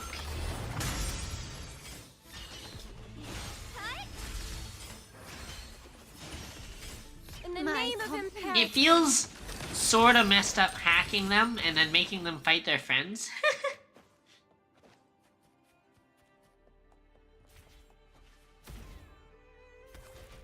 Just feels sort of mean. Oh?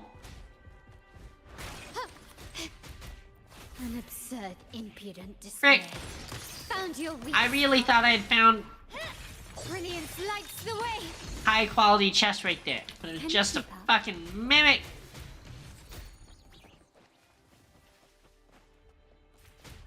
Lighter than a dove.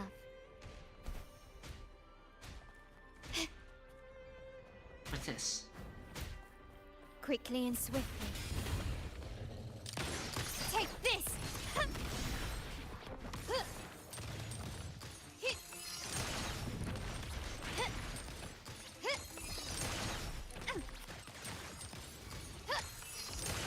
Sentinel protects me. Purify!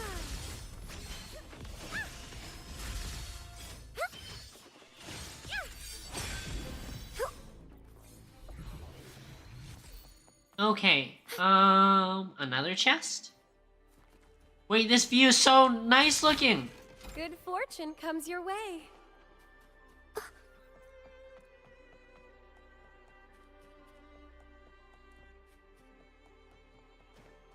It's such a pretty view! The light looks so... I thought we're underground. I don't know how we can see the sun. Or if that's artificial sun? Can you pray to the Sentinel on my behalf, miss? I'd rather not run into any more trouble. Aww. With you and Rover here, there's no need to worry. Poor Zani's getting all stressed. Meanwhile, we're just riding the Toy Story Blaster game.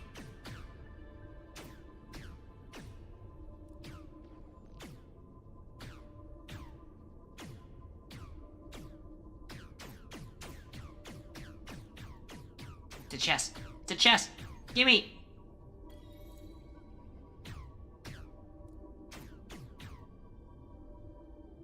Is this putting us finally back under the tower we started at? Are we out? Woo!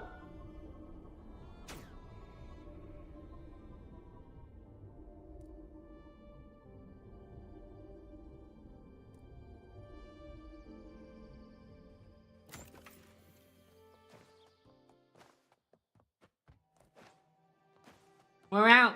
We're out.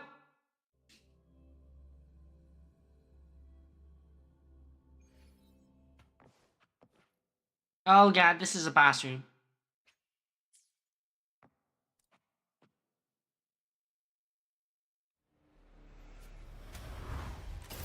What the hell is this thing? Ugh, clumsy. Watch yourself. It's coming at us. Be careful. Boss It's on fight? alert now. You need to force it to stop.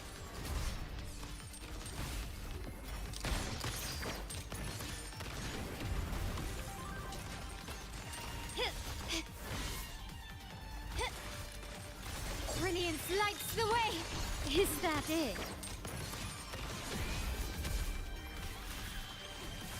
Frick you.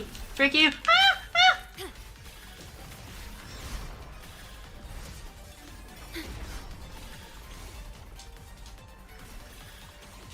Sentinel protects me. Together we stand. Repent!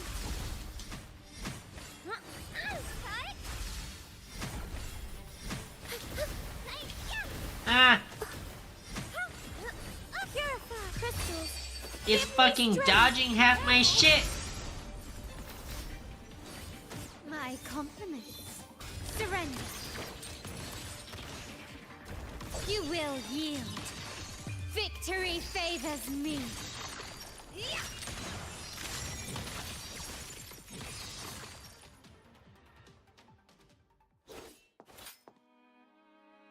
She's such a badass. Rover's such a badass. All right, Miss Lily? Oh, Phoebe. I remember it. You're all so now. precious. Yes.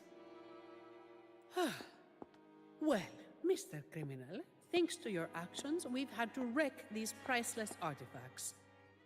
If you stole anything else from the vault, I advise you to surrender it immediately. You Montelli dog. I couldn't care less about that so-called secret cache. I just want this place destroyed for good. He's an anarchist. In your eyes, this isn't a vault. It's a nightmarish prison. You locked up my grandfather, and now you want to do the same to me.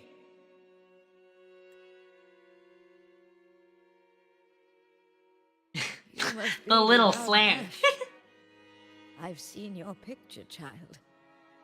Old Ash spoke a lot about you. Oh? She regained her memory? As Grandma? for this vault, yes, it's nothing but a prison.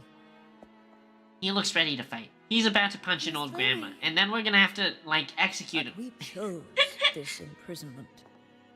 Not just our bodies, but our very souls. Freedom was never an option.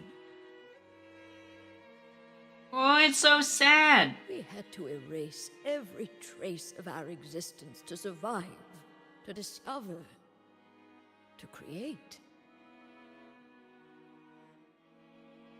What do you mean? We followed in the footsteps of our predecessors. But one day, we unexpectedly uncovered a hidden chapter of the Order's history. They hunted us down in the name of preserving stability, stripping us of our rights as researchers and artists. Oh. Phoebe, you're so precious. Don't cry. The Montelli family took pity on us and came to our rescue.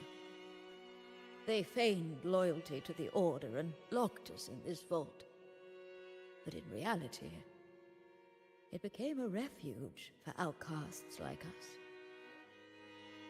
5 years, 10 years, 20 years. Oh my god, the visions are coming for him. We've been trapped here for far too long. The dementia's encroaching. Ash thought of you till his last breath, my child. He asked the Montellis to send you the letter he wrote on his deathbed, hoping to impart a will to thrive. As for that secret cache, if you have the chance, you should go and look for it.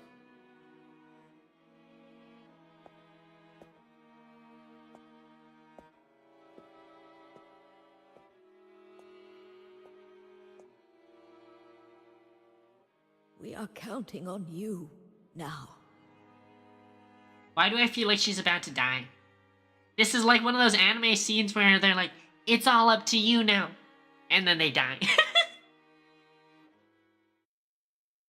I leave the rest to you. Eh? Phoebe, what are you doing?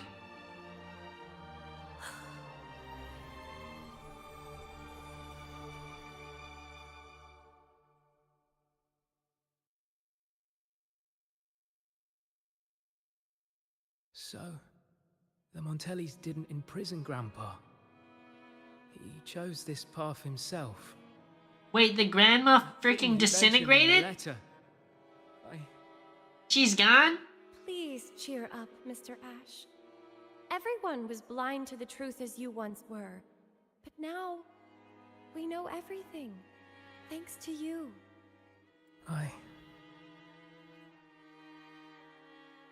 Very touching, but I'm not as forgiving as our acolytes. You have a price to pay for breaking into the vault. Zanny goes straight back to The business. exit is open. You're free to go now. I'll stay to tie up any loose ends.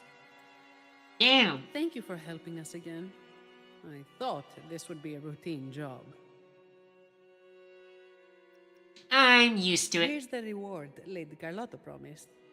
Naturally, she did not forget to include a little overtime pay for your efforts. By the way, miss, I'm sorry, but I'll need to take that relic from the Order.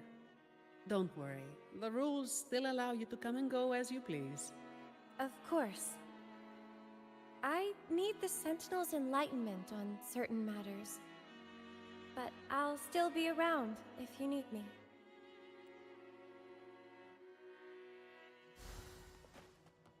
Is that it? Is that the end of the story?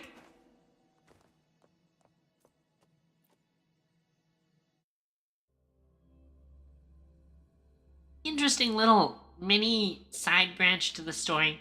I feel like it was still really cute seeing Phoebe and Zanny and all their interactions.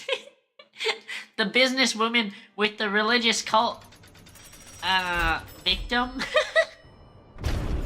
Oh! What is this?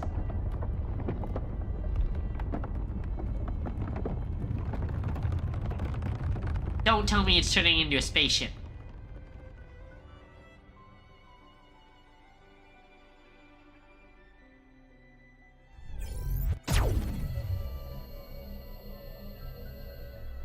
What the hell is that?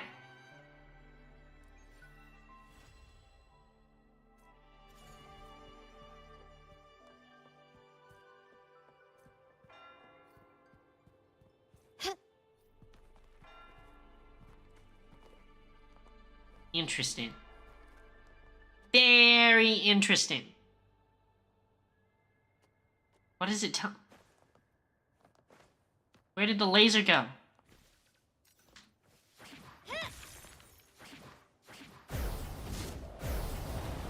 Laser?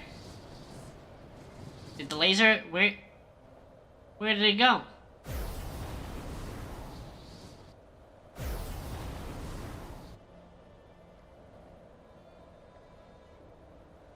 What the heck?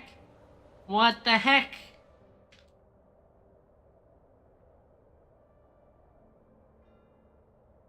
I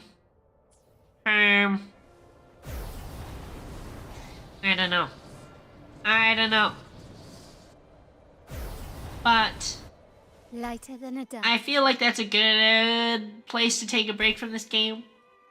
And shit, it's 10:50. Okay. Hold on.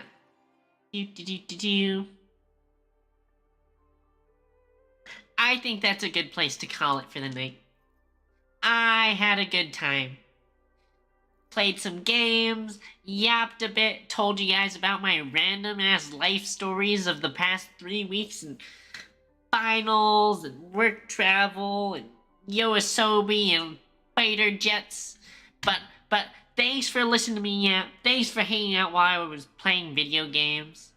I hope you guys had a good time. I know I did. I know I haven't been like streaming pretty regular. I'm gonna try and stream more. I'm gonna try and get over my streaming anxiety. But thanks for watching. Thanks for hanging out. I'll see you guys next time. Hopefully, maybe we'll try and stream more this week. I don't know for sure. I don't know for sure, but maybe. But yeah, thanks for hanging out. Thanks for hanging out, everyone. I hope you guys have a good night. And you guys get a lot of good rest. And stay healthy. I'll see you next time. Bye-bye. I'll see you next time. Bye-bye. Have a good one.